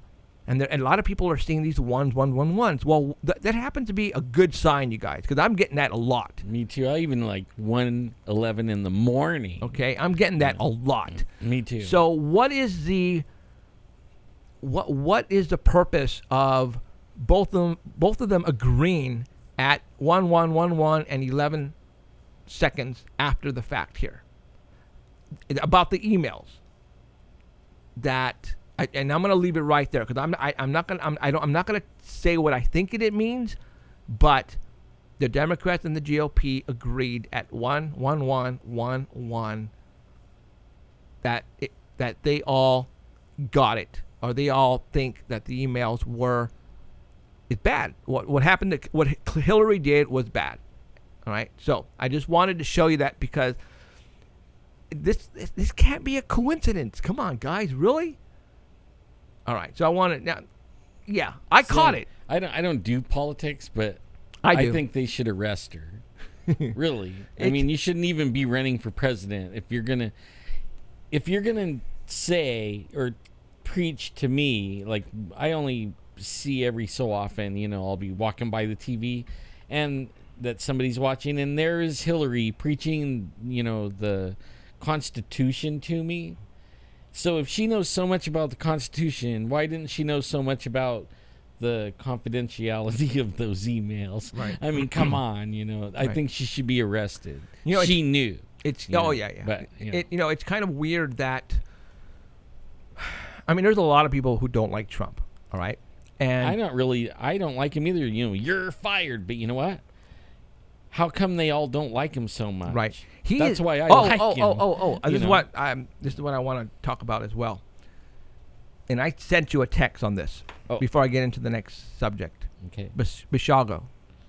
Oh yeah. I remember you did, and I'm not his friend. You're right. Were you his friend before? Yeah. Okay. And he was a guest. Andrew. How do you say your last name? Bisiago. Basiago. And when I liked the guy and even was promoting him. Okay. He unfriended Alan and myself. Right. Andrew did. And maybe we weren't promoting him enough. I don't know. Okay, guys, but he defriended Alan and me, Andrew Bisiago. And I don't get why. We don't talk bad. We never talked about bad about him. We've had him once before. I wanted to get him on here again to talk about his running for the president. But then my wife was reading something of his, and I'm going, how come I don't see that? How come I didn't see that? And then I went in and I noticed he unfriended me. He didn't block me. He unfriended me. Then I went to Alan and he unfriended him too. Yeah. But he kept the people that we associate ourselves with, like Danny and, my wife, and they're still friends, but he unfriended us. Right. Now, I don't know what the reason is, you guys. Well, I mean, all he has to do is message me. I'll answer him 100 times. Maybe it's because we were favoring Trump and not him enough. I don't know, but I just wanted to get that out there because, hey, I don't know why he defriended us. See, what he doesn't know is, and if you're listening, Andrew, I might not promote. I'm not like a big promoter on my Facebook. And I try to stay out of politics on this show. But only I'm telling everybody I know about you all around everywhere because you are the lesser of all the evils and probably the best man for the job. But that's neither here nor there. That's all I'm going to say about it. Yeah. So, so there. Just to let you guys know, he defriended us. Don't know why. And obviously, we'll never have him on the show again. So there you go. All right, so let's continue on. What did I write down here? I can't even understand my handwriting. He unfriended us because we say his name wrong. You know what? I wouldn't be surprised if that was the case. You're funny, man. You're funny. No, that's from chat. No, I know. That's whoever said that's pretty funny, and you're probably right. Mm-hmm. We say everybody's name wrong. Yeah, man, names and me suck. I can't name. Sometimes I call Alan you. You. All right. Let's talk about. Well, you know what? Let's talk about what's happening right now. With and we're gonna talk a little bit about politics, but we're talking conspiracy, elite, New World Order, and stuff. Trump came out of nowhere. You want to hear something weird? I mean, okay, remember when we did the show on the Germany tunnel? The Germany tunnel? Yeah, or not Germany tunnel, Geneva tunnel. Oh, the and it was all New Zealand. New Zealand? It was that one tunnel, and they did the in New Zealand, right? Ireland. I thought it wasn't Germany. I thought it was Switzerland. Switzerland. Yes. I mean, it's right around that area, right, Germany, and all that. Right. But only since then, all kinds of weird stuff's been happening over there. Like some dude with a machete, and I mean, they're going nuts over there. Well, something just happened an hour ago. Over there. Yeah. Matter of fact, the German official said the attacker blew himself up.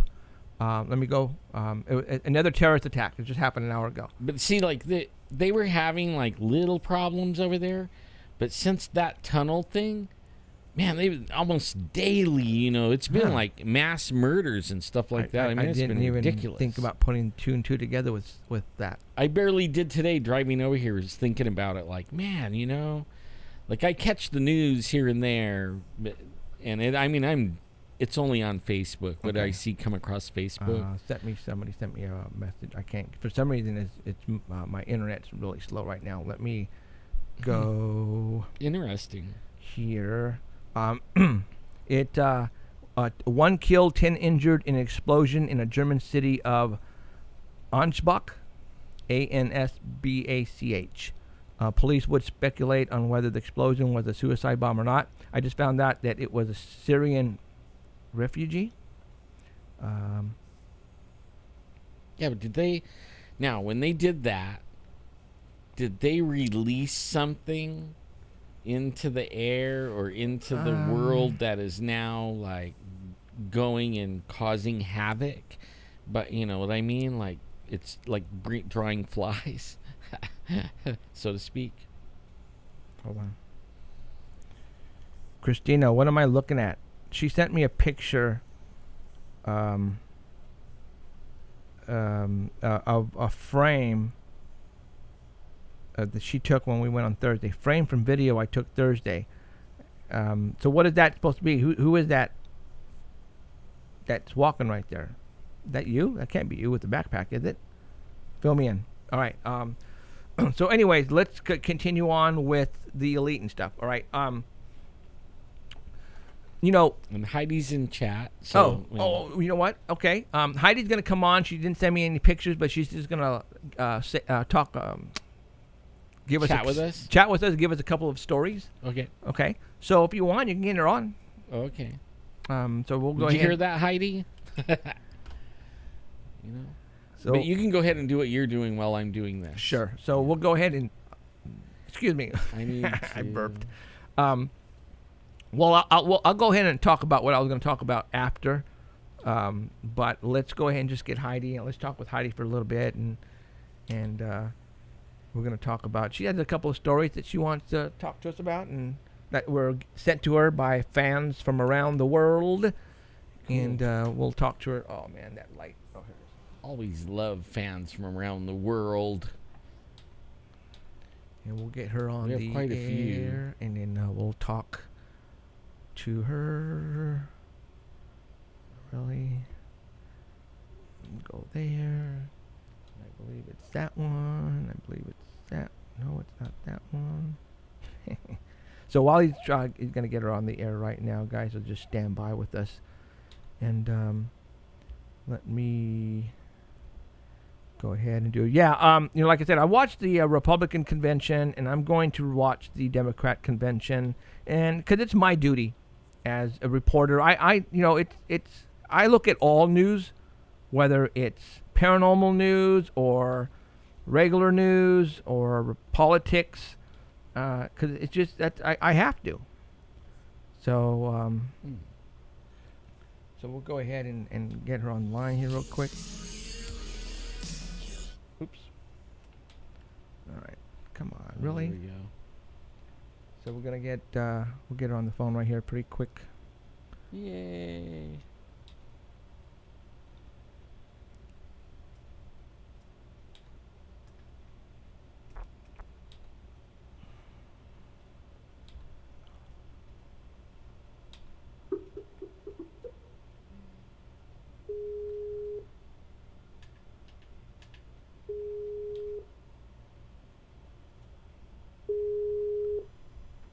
Howdy, howdy. Hey there. Hi, Heidi. Hey, how's it going? Good. And how are you? What's going on here? Life is fantastic. That well, is I'm wonderful. Tired, I have to admit, though. Ooh. Me too. I am too. No. My wife. nephew got married and out of town, and I don't know if you heard about these storms coming through the Midwest. I mean, flooded Madison, Wisconsin, where my nephew got married, and then on the way back, flooded Chicago. I was just like, oh my gosh, I'm just so tired. My wife just came back from Indiana, and she was telling me, there's a thunderstorm and a tornado almost every day, you know. She goes, what is that? And I go, I think that's what they call summer. Summer in the Midwest. Summer. But I heard you're getting a little bit of a heat wave over there compared to... Like, we're just now hitting 104 or something here. It cooled down to the 90s, but now it's going to be 110. You know, but only it's a dry heat. Dry heat. Yeah, it's not been a dry heat. It's been very humid, and like I think we did hit like 102 or something like that the other day. It's pretty miserable. You guys have been heating up. Oh gosh, so bad. It's like, oh, what is going on? Just want to walk around with some ice in my shorts. Well, I have a picture of that guy that invented the air conditioner, you know, and I have it in my car right by the air conditioner. You know, it reminds me, you know, if it wasn't for this guy, we would really be in a bad shape. The guy, and I can't even remember his name now. Gee, I'm great. I'm trying to get music and stuff going on here. That's why I'm not talking. I'm having a difficult time. Oh, it's all good. Oh, man. What's going on? Now, I have some short stories. Sure. And then I have 2 emails. Cool. So, whichever you want first. So how many Pokemons have you caught? I've caught so many of them that it told me I couldn't catch anymore. What? Really? I didn't know there was a limit.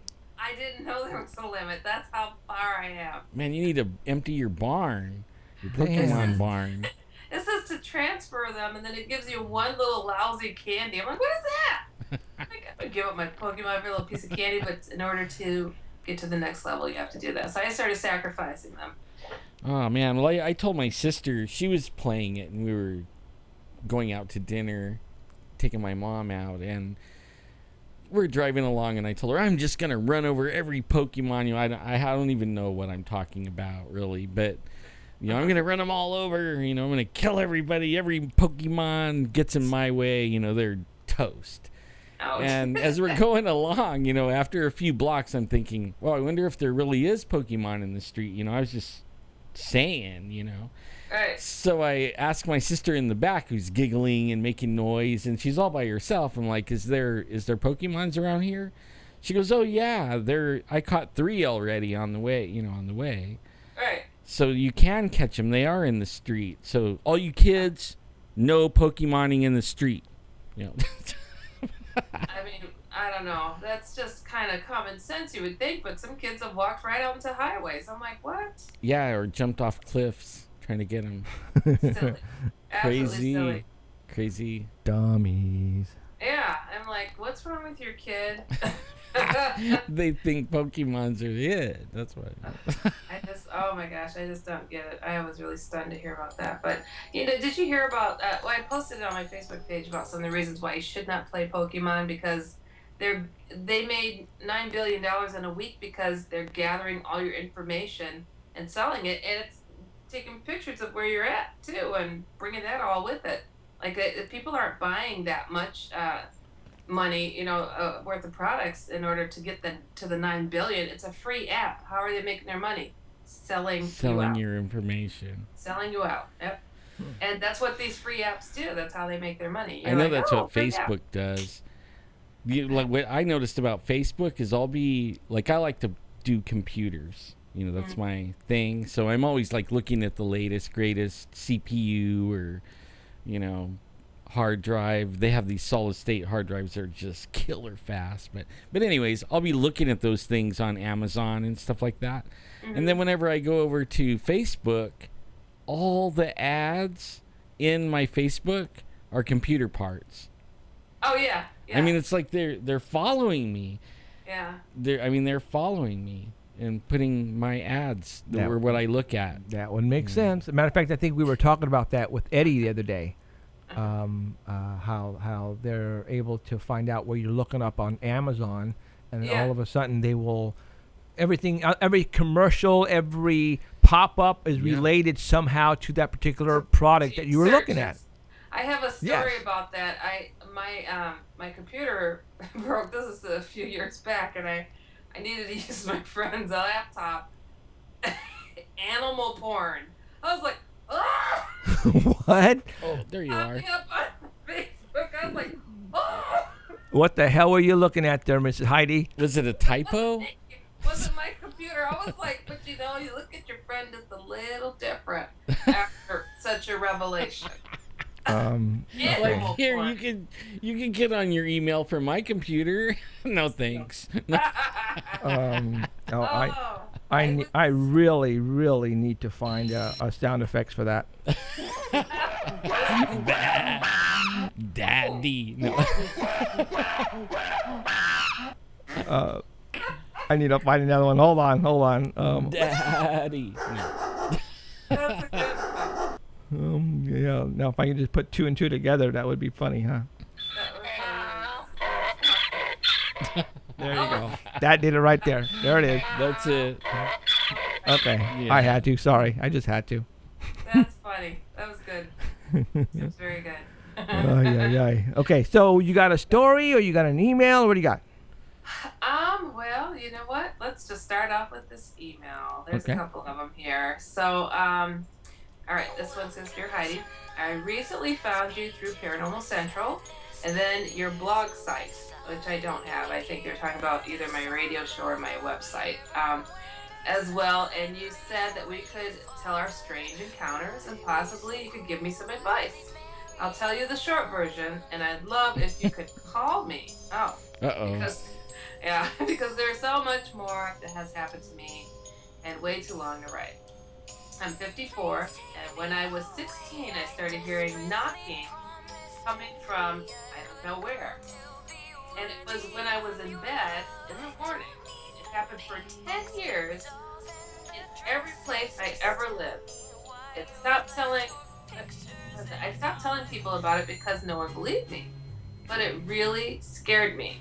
The knocking came from all around me, from light tap, tap, tap to louder knocking, but usually a light tapping. Then when I was married, that's weird wording here. Then when I was married one early morning, I laid in bed and my husband was in the room next to our bedroom getting dressed. The knocking started and he actually heard it. I asked him and he said, yes, I heard it.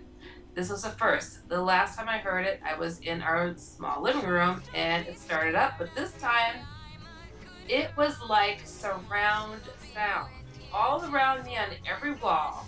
It scared the crap out of me. So I said, stop, go away. And I haven't heard it since. I left the house for the rest of that day. I also sensed spirits around me all the time. I can't explain it, but I know they're there. We also lived in a home where my daughters and I all saw and heard things that horrified us. I have so much to tell you, but it's too lengthy to write. I want to know what would have happened if and when I heard that knocking. If I had said, yes, come on in. LOL, I think it could have been something bad wanting permission to enter. I don't know. What do you think? Thank you, Claire from Oregon. Alrighty. Shazam. Alan and Jeff, I mean, when you guys have heard of places that are haunted, you hear of a knocking. I've even heard it with alien abduction. And Bigfoot.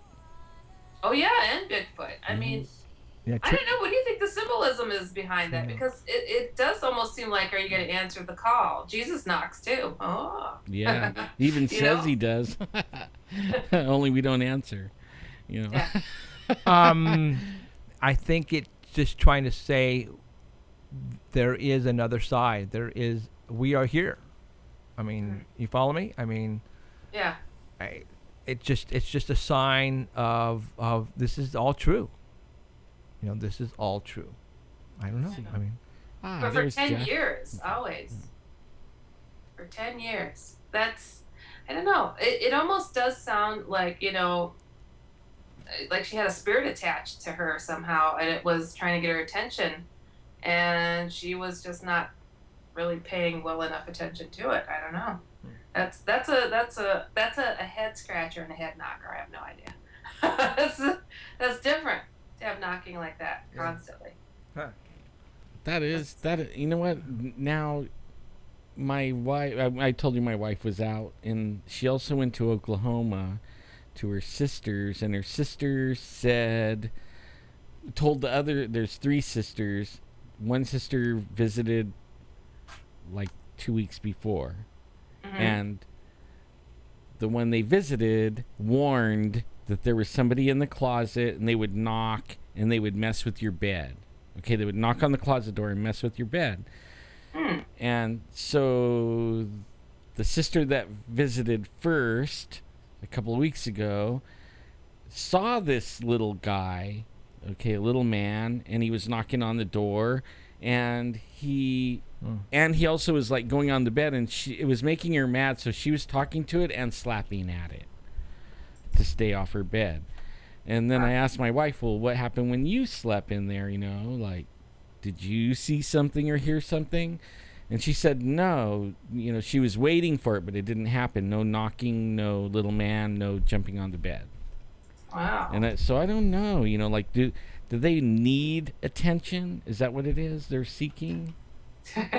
Well, this is interesting in a sense because with the alien guy that I wrote my first book about, The Secret War, he said that you could have something as simple as a as a dream of your sister knocking at the door, and you look and it looks like your sister, but you know in your gut that it's not your sister. Yeah. But you still open up the door, and up too late, you let something in that was not supposed to be welcomed. So it's like perhaps this knocking is truly, there's more to it. I really wouldn't be surprised because permission, in a sense, has to be given. My understanding. That's true. I think you're right, because that's the one thing that we take away from them when we go out is we take away their permission. Yeah. There's no authority for them to be there, so they got to go. Right. Shoot. Right. That's interesting. That is an interesting story right there. Yeah. It's like, wow, consistent, and knew that it was spirits around her. So I'm leaning towards that. Mm-hmm. So, I don't know. And there you go. Yes. All right. So you guys are going to get a kick out of this. Jeff, are you calm now? Yeah. I see you dancing. No. I was trying to get your video. Your picture in the back. There was a lot of it missing at the top, and we never really got to, because I see your thing in the back which says Jesus is no joke, but I was only getting joke, and right now I'm only getting is no joke. I see. You're trying to get the whole book. The whole thing. Yeah. Move. Actually, there you go. Right. No, go up. How's that? Go more. But more. You're gonna miss Duck Dodgers. No, I still got him on there. Oh no, I got. No, actually, that's better. That's better than it was before. Cool. Now I got I've got a lot of stuff just stashed in this. Cool. Office. Okay, that's what I was doing. I was like, we don't have interns in here, so like that. So I was getting the projector, and I was actually tilting it more so I can get the more stuff in the background. See, now we got the U-Haul box back there. Oh, yeah. So she can't see the light is too much on the screen. So, okay. I was going to try to let you see what we're seeing or what I'm seeing. Oh, I can see it. Oh, yeah, I pulled up the other screen. Okay, cool. Right on. Okay, cool. Go. What do you got? So you guys are going to get a kick out of this. I'm sorry, I'm so low energy. I'm like, I've been driving forever through that rain. All right, so this says, Dear Heidi, it took me over a year to finally write to you. The first time I've learned about you was during one of the Paranormal Central shows I religiously watch on YouTube. And he puts big shout out to Jeff and Alan. Thank you. Love them to pieces. Now it gets even better. I read like the first part of this, first paragraph. I'm like, I can't wait. So then it says, I was listening quite closely to the stories you present on their show to see if anyone has had a similar experience to mine. And since I've never heard anything remotely close, I was reluctant to write. Now, I just want to share my personal story and not be perceived as a nutcase. So here it goes. My weird encounter happened when I was approximately 15. I'm now 26, a teacher, and a town hall clerk in, get this guys, Poland. Oh, wow. Religiously watching you from Poland. Sweet. Right on. Thank you. How cool is that? That's so cool. Very cool. It is. I'm like, they're going to get a kick out of that. That's awesome. All right. So it says, I've always been very sensitive to the supernatural, if I can say so myself. Since a small child, I was able to see and sense ghosts and other entities. The shadow person in the hallway of my parents' apartment when I was about 5. Okay. It's so weird. It's like when they went to put in like an apostrophe or something, I got a bunch of weird gobbledygook going in the middle of this, so I'm trying to cut that out. It's their kind of. It's really bizarre. It's like it's their keyboard thing. It's a keyboard thing, yeah, and it's like, so there's a bunch of it. I'm like, whoa, okay. So, and it goes on. It says, so my encounter with what I now believe was a Hatman in Poland. You get that? Wow. Hatman happened when I was approximately 15. I remember I was just passing through the hallway of my home, and something compelled me to come to the front door and look through the peephole in the door. What I saw in the staircase of the 100-year-old tenement house was a man who came out of the wall and passed the landing and entered the opposite wall, which holds a small rope-operated elevator, what each family's helped used way back in the day. Okay. Now, the little shaft elevator contraption is nailed shut. Ew. I've seen ghosts in my life, and I've never been terrified by them. A little uncomfortable, usually, but never scared.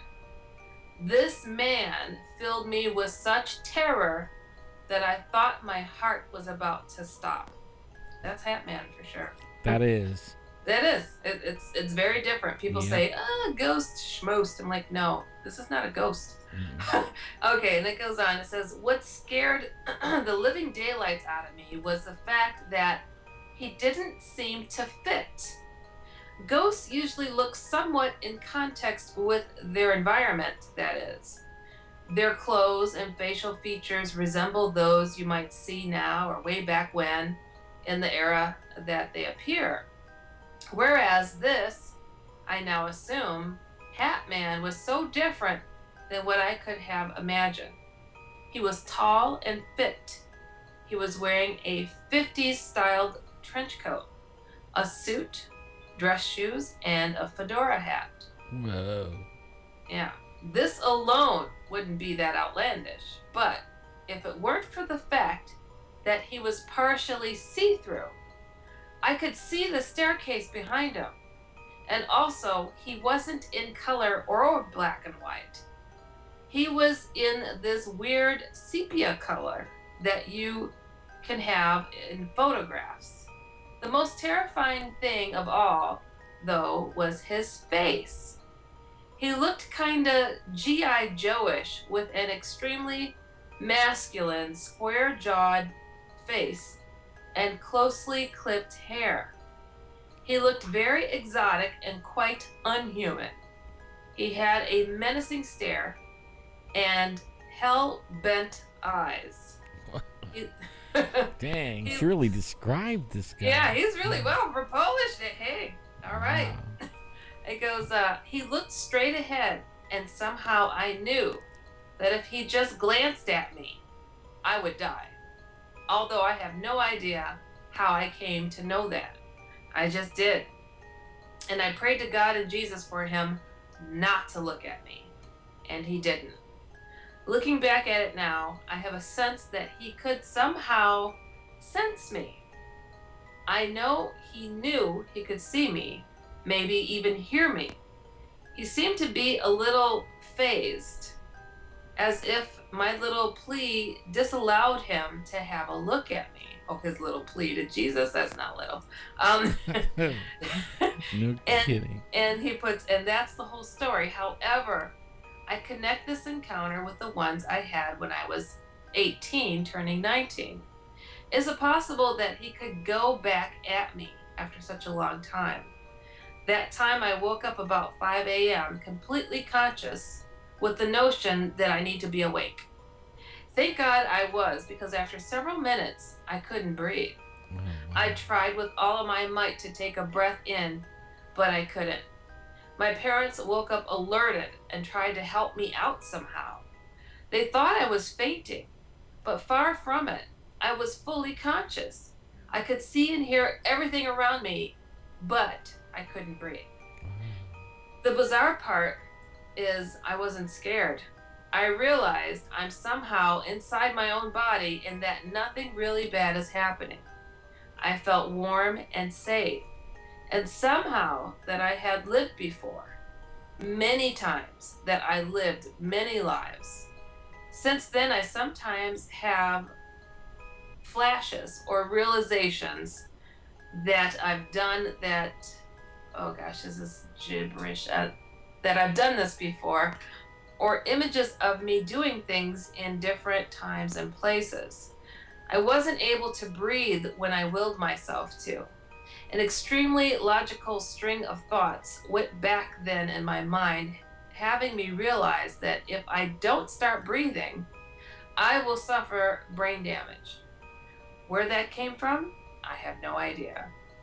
I'm more of an artistic going with the flow and notions kind of person than an uber logical, mathematically inclined kind.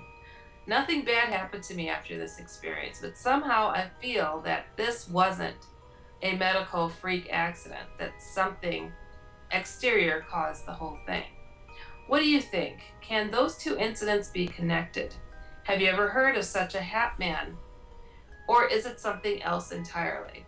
I know this email is mighty lengthy, but if you want to know more stuff of mine that happened and the way I've figured out how to ward off any bad or negative things that sometimes want to interrupt me, tell me. I'll be more than happy to tell more stories, and I suspect Jeff would have a kick out of them. Love your work and your contribution to Paranormal Central. Love and kisses, Natalia. Wow. Kaboom. Cool. Natalia, is that guy or girl? That's a lady. Probably lady. Cool. Yeah. Natalie, Natalia. Oh, I like that name. It's sassy. Thank you. That was awesome. I mean, I think they're related. I think so. I'll let you have a crack at it. Go for it. Well, I think that they're related, and I'm glad that she knows what to do about it. That makes me really happy, because I wonder how many people actually had heart attacks and died that saw this thing. Right. You know, I actually do. I mean, the thing is really scary. Ferengi, right? Somebody put her Star Trek figure staring at us, so I put it. Isn't that a Ferengi or something like that? Of course. That's what I thought. Quark, I believe. Quark. Are you a Star Wars freak?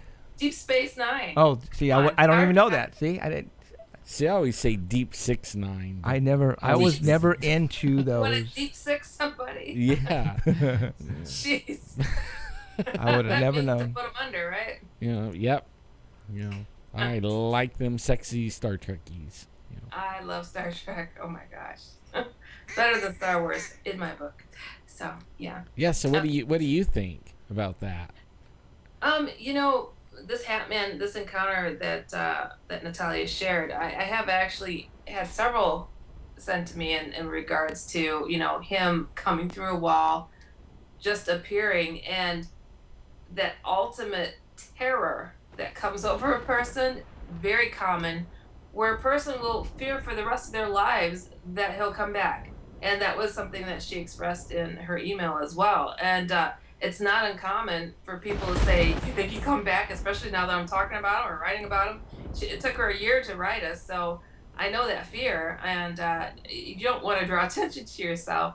But you know, I find that more often than not, when he's come when you're younger, you know, the one time, and hasn't come back in a long time, he generally doesn't stop by again. I have had some that, you know, he's shown up, but I don't know exactly what attracts him. It seems like there's like a whole bunch of stress or something negative going on in their lives that he'll show up. But more often than not, he does not show up again, though people totally fear it. I mean, that is not a ghost. I mean, like she was saying, she's had so many other experiences.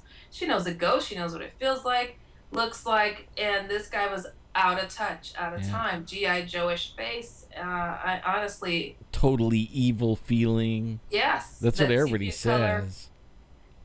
Do people who have Hat Man sightings, are they people who are not very religious or spiritual people? Or do people who believe in Jesus or God, do they get Hat Man visits?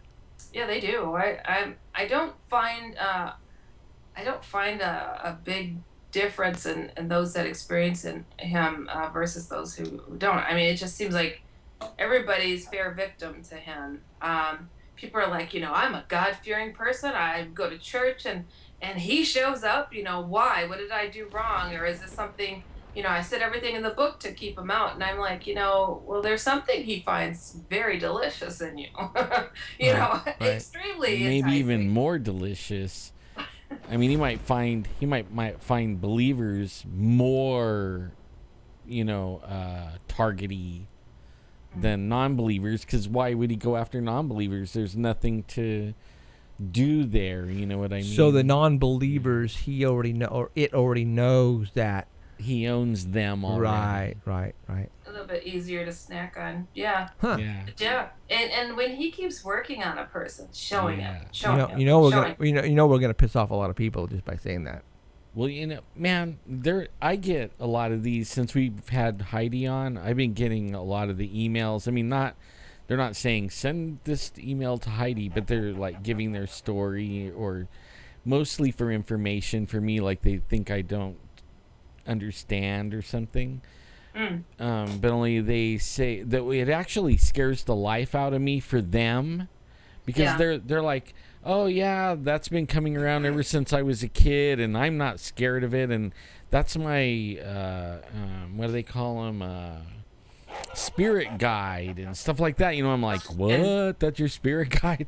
I mean, I actually fear for their life now, because they don't. You gotta forward some of those to me, because it blows my mind, and it's really tragic. It really is. But yeah, send them on over. I mean, who in the world would think something like that would be their spirit guide? I mean, come on. Yeah. I don't know. I hear that a lot, and it makes me think of Stockholm syndrome. People that, instead of showing fear for the one that's captured them, they start to adore them in a sense, and or they feel protected. Like I've heard of Hat Man punching an abusive father. It's like protecting his minion. It's really a lot of different reasons. People have a lot of horrible things going on in their lives. So Emerald is whatever it's hanging around. Emerald, it's very protective of her. That's why she likes it, and that's why she likes to keep it with her. That's a typical. I mean, a protector. Hey, who wouldn't want their own bodyguard, their own Secret Service? And that's I don't know if you guys. When I first started looking at Donald Marshall, that was one of the things he talked about was in this clone thing that they could take people out. Like they'll pick. They use school picture books. What do they call them? Yearbooks. Yeah. And they call them catalogs, and they'll pick people out that they like. Mm-hmm. And then they get their DNA and medical records and everything, and they start cloning these people. But what they'll do is they'll set up scenarios where a person that is very not good looking, and you normally would be scared of or you would avoid, but that person, they would put them in situations where that person would save them in their dream, and it would be real, like it's really happening. And it may be real, but they would be in a clone situation where a bully would come up and mess with them or something, and then this guy would come along, and normally it's guys, and beat the guy up. And they would keep doing that until one day he would meet her for real, and they would fall in love, because the girl would see that guy as her savior or her helper or whatever. Even though everybody else is like, man, what do you see in that old ugly fat dude? You know what I'm saying? Yeah. Maybe that's what the Hat Man's doing. It's I don't see any limits to what he will do to gain a soul. I think he's the boss, though. Yeah, I don't see any limit. I could see him trying every little angle that he can think of to gain access and the trust of someone to remain loyal to him. Mm-hmm. To remain loyal. I don't know if I shared. I put this in the book, my Hat Man book. This guy, he was standing in his basement, and Hat Man appeared physically next to him. Of course, he almost cracked a brick, and Hat Man pointed to his basement wall. And so it drew his attention, of course, look at his basement wall, and his basement wall became a stormy sea. And he saw a single boat out there in the stormy sea on the water, and a guy that was standing on the boat who looked at them and allowed his boat to sink to the bottom of the sea. And Hat Man said, "Such a man would do this for me. Go down with the ship." Oh, wow. it's like trying to create loyalty and to instill, you go down with the ship when you come on board with me. I was like, whoa. Gives me chills. Just chills. Just crazy stuff. Wow. But yeah, but also to tie up Natalia's email here, she was asking about, this not breathing thing. I mean, she didn't feel fear, but that stealing of one's breath, or almost like forgetting to breathe or how to do it. That's a sense I had before. What is it? It's like, what was that movie? It was a Stephen King Child's Play with the cat stealing the breath. Was it child? No, it's not Child's Play. No, it was something else. Oh gosh, what was that movie? I can't remember. But it's an old one, and it's like, I wouldn't be surprised if something was trying to, people get that sense of something suffocating them, and it's hard to get your breath no matter what you do. Mm-hmm. It might have been a dark entity in the room, and putting that pressure on. So yeah, I think it's definitely related. And for someone who's able to see as well as she is, to see other spirits and whatnot, Hatman does not appreciate that. He does not want somebody that can see him coming or his minions coming. And he aims and he works to silence those people. So I could see why he would want to stomp out her vision, choke it out of her or whatever. But again, apparently, he's not working on her anymore. Maybe because he doesn't see it working.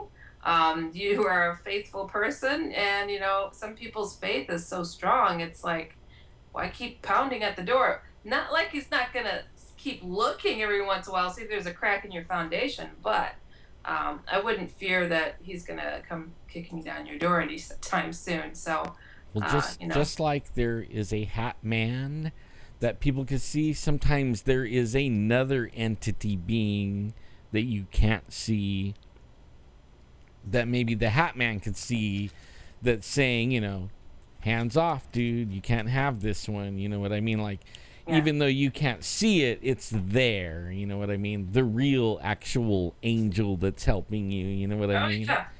Yeah. I've heard of stories where people see that one, and usually it's when the hat man has got them by the throat, and actually choking them out, and then that's when the other one comes and actually, physically lays hands on the hat man, but throws him off of him. But sometimes, maybe he's really ticked and shooting glares at you because you have one of those by you that you don't see. One of those protector ones.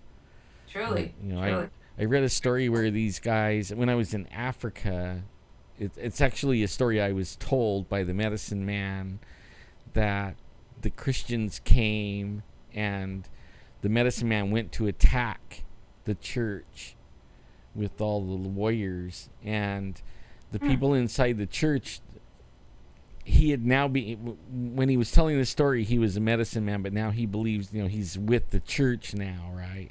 When he's telling the story, but he came to kill the people.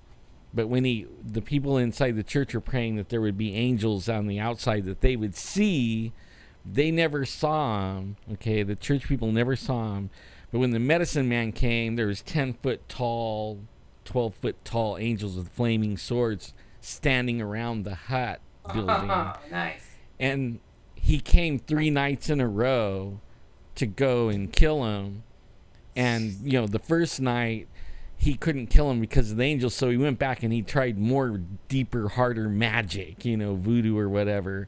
And then when he came back the next night, they were still there. It was like they knew they couldn't beat that up. And they thought, well, man, our magic is stronger than that, and they went and did some more whatever they do, spells, and came back the third night, and this time the angels actually went after them, and chased them away. Instead of like they ran away, they were being chased, and it scared them so bad they converted. And I mean, so I think that maybe one of those 10-foot things is, by the person, by her, and she can't see it, but the other thing can see it. He's like, dang it, Huh. I came back for that one. Jeez, I wow. can't have it because of that big thing right there. No. I mean, it's interesting. Wow, that's, yeah, my gosh. I haven't, I can't remember if I mentioned this certain book, but the most inspiring book I've heard in a while, an audio book, Visions and Dreams, Muslims that are having visions and dreams of Jesus. Lots of them are. Yeah, and I've been like, researching but that. 30 days in a row, these people are like, oh, just, Jesus is knocking on their heads, like, and I'm back tonight, and we're gonna talk some more. It's And like, wow, what It's is by that? the thousands and thousands. I've heard the same thing. It's by Yeah. the thousands right now. Because Yeah. we can't go there, our head will be cut off. So he's doing it himself. Yeah, they're Right. going to Mecca and everything. Yeah. I'm like, wow, and they're recognizing each other. It's an amazing Yeah. stories, just mind blowing. Which is telling me things are getting closer. That's what I think. Alan, Yeah, did you hear Alan. that little line in Trump's speech about time is getting short? We need to act now. Did you hear that? I didn't hear that. Was he referring to a specific subject? I mean, He was talking about needing to fix things, and he's like, and we don't have much time. It's like, well, what's the clock we're up against? And okay. for exactly All what? right. Let's go there. Let's go there right now. All right. So, I don't know what, where you lie on the politics side.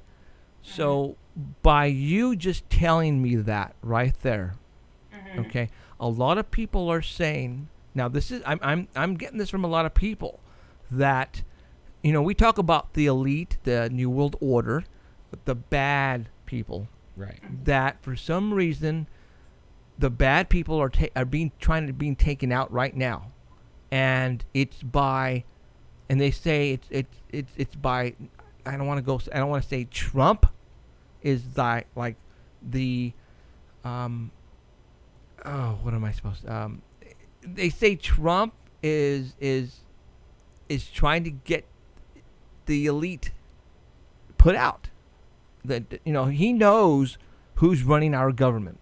They say He actually said that. I heard him say that. Yeah, and he's like, and I know what he goes. I know who they are, and then he just left Yeah. it there for a minute, and then he goes, and they don't want me. You're right. Who better now, to go than me? Now this is all over. Yeah. Now this is all. one of the players. Yeah. This is all over social Yeah. media. It's something that I just did not hear once. That people are saying that God sent Trump.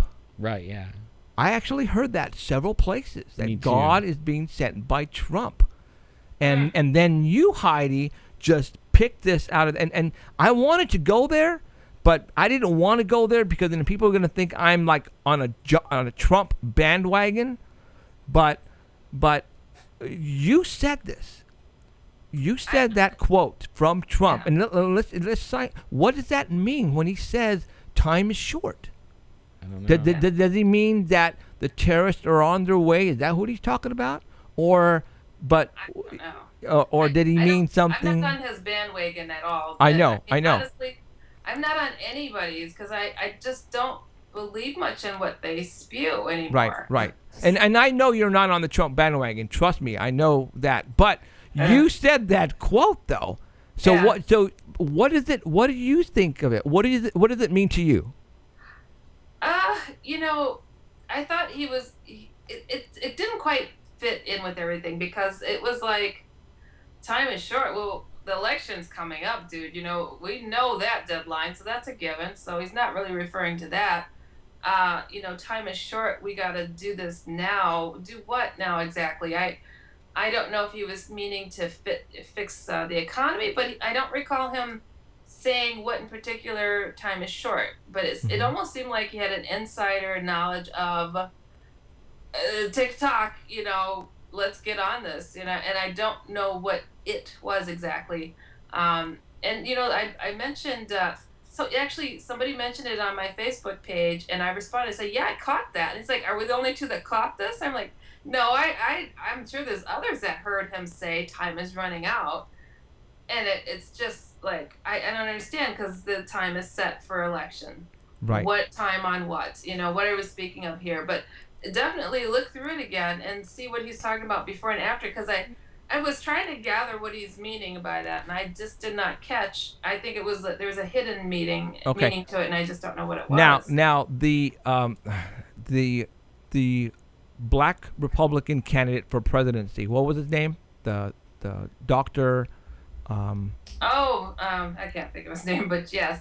You know what I'm talking about? What's his name? Okay. I don't know. Did you? Alan? No. I suck at names, guys. I know. Come on, chat. Pull it up right now. But did you hear? Suck at names did really you bad. hear what he said? If you need to go back and listen to him, he says that Clinton mentor was that Kalimsky dude, and in his book, that the book that she thought was the book to go by, on the first page, Ben Carson. Thank you. Ben Carson said that, and this is in the book, that whatever that guy named Kalimsky, who happens to be the mentor for Miss Clinton, that he thought that Lucifer was the person that he went by. And so therefore, if that's the case, then Clinton is also for Lucifer. And he said that on speaking to millions and millions of people. And a lot of people thrashed him for it, but he said that whatever his Kalimsky, he's a professor who happened to be mentor of Clinton, who in the first page of his book stated that he wanted to be like Lucifer. And Ben Carson said that on live TV. Yeah, he did. And so that was weird. Now with that, him saying that, and what you quoted Trump saying. Yeah. Okay. You went there, I didn't. Yeah, very strange. And I don't know if you guys caught this thing I posted on Facebook too, and I don't know how legitimate this is, but oh gosh, let me see if I can find it again. But it was in regards to Queen Elizabeth and how her true face was revealed being reptilian, and the statement was put out by I don't know if it was the Mirror or something, but one of their reputable sites, and people took screenshots of it because they knew it wouldn't stay up there or something. And wasn't it Putin that said it, and he said that she did it to try to intimidate him? Yeah. And so I'm like, well, shoot, that's pretty freaky. I mean, I've come across people just sporadic, I mean, that are like, well, it's common knowledge about the Clintons being reptilian. They're not human. Very matter of fact people that worked for NORAD. And then, of course, there's researchers out there like David Icke who speak of the same thing. And he was a reputable reporter for years who couldn't hold it any longer and came forward. I know there's more to his story, but he started researching and whatnot. So it's like, and I've seen people that pretend to be people and they are not. I mean, and I've met people who have seen others transform, even if it's not their feet, their hands, or their face, and just out of nowhere, like heat rising off a road, like they kind of shimmy in and shimmy out, and it's a freaky situation. Wouldn't that be like, okay, and this might throw everybody to a loop, but when there's this scripture, and I'm bad with names and scriptures, numbers and all that, in quotes, but it said something to the effect that in the days of Noah, so shall it be in the days of now, or the coming of the Son of Man. Okay, like they would be like the same. So I'm like, that's why I've been researching all the stuff about the Muslims, and I'm trying to figure out, okay, what was it like in Noah's time that could be like now, right? Are we riding in horses and buggies? Well, no. Like, what is it? Yeah. It's DNA. Okay, so these changes in people, would you consider that they've been these aliens taking people and doing DNA taking their DNA and crossbreeding and hybridization and all that, and maybe that's what we're seeing. Is that, and maybe the queen has been in that bloodline, DNA line, whatever. Let me play you the Ben. No, go ahead. Yeah. No, go ahead. So I was like, going to say there's that quote from Princess Diana in somebody's book, I want to say. It was a friend of hers about her talking about how the queen wasn't human and how they don't really die. They allow themselves to look aged, and then they transform into the next generation. They don't die. Right. Sure, they sure become a sounds, little girl. Sure sounds like Jupiter Ascending, the movie. Oh, Jupiter yeah. Ascending. Okay, now listen to Ben Carson. Okay. Oh, you found it? Yeah, just where he's talking. Hold on. One of the things that I have learned about Hillary Clinton is that one of her heroes, her mentors, was Saul Alinsky. And her senior thesis was about Saul Alinsky. This was someone that she greatly admired and that affected all of her philosophies subsequently. Now, interestingly enough, let me tell you something about Saul Alinsky. He wrote a book called Rules for Radicals. On the dedication page, it acknowledges Lucifer, the original radical who gained his own kingdom. Now, think about that. This is a nation where our founding document, the Declaration of Independence, talks about certain inalienable rights that come from our Creator. This is a nation where our Pledge of Allegiance says we are one nation under God. This is a nation. This is a nation where every coin in our pocket and every bill in our wallet says, "In God we trust." So are we willing to elect someone as president who has as their role model somebody who acknowledges Lucifer? Think about that. They sure got rid of that guy, though. They got rid of him quick. That crazy? Yeah, well, Ben Carson, yeah. That's amazing. But they trashed him and then you went and quoted Trump on that, and I completely didn't even catch that, Heidi, to be honest. What Trump said, I didn't, because I was listening obviously to his speech, but he was on there, he was talking for a long time. Well, if you go by what you're talking about of the Muslim thing, I think we are close. Yeah, something's happening. Yeah, something's happening. Somebody put in there that Hillary is the alien queen from the movie Aliens. I just have to let you know, my favorite sci-fi movies, and Sigourney Weaver may reprise that role for another Aliens movie. I'm so excited. Oh, that would be cool. She is. I just Oh, saw she it. is? Yeah, I think Yeah. so. Dang, she's tough in them The movies, money man. is right. It's gonna happen. So Yeah, she was the first female actress to go over $1 million for a movie or something. Man, I I'm would not sure. in real life. I would have needed lots of underwear. Oh I would not finish Holy that mackerel, movie. we're at 8:18. All right, Heidi, we got to let you go. We're We're gonna like head- way past. Sounds good. I thought you guys would love that Polish That was. email and the other one too. You guys got some fans. Thank out you, there, so. Natalie. Is that how you say it? Natalia. Natalia? Yeah. Thank you, Natalia. Natalia. From Poland. Thank you. Yep. Thank Thank All right, you, Heidi. We'll talk to you next week. Sounds good. You guys take care. Oh, and Claire. Okay. Good See night, ya. guys. Cool. Bye-bye. Bye. All right, Heidi Do, from do, Chicago, do, do. the Windy City. It's not windy right now. No, it's raining. hot. It's raining. Oh, is it hot? It's humid, right? Yeah. It's raining. She said, it's raining. Oh, what happened? I lost All Heidi. right. Oh, well. Well, we went 20 minutes over, and there's a lot of people probably who don't care because you guys want us to keep talking and talking. So right on. Okay, well, that's going to do it. It's tripping that Ben Carson actually said that on the Republican convention, you guys. Think about that, and think about what Heidi just said about what Trump said. And time is getting short. Alan was actually telling me some stuff, and we're not going to go there just yet. We're going to wait a couple of months, but yeah, things are going to start happening. People are seeing ones all over the place. People are waking up. Things are changing, and I think it's for the good. So, all right.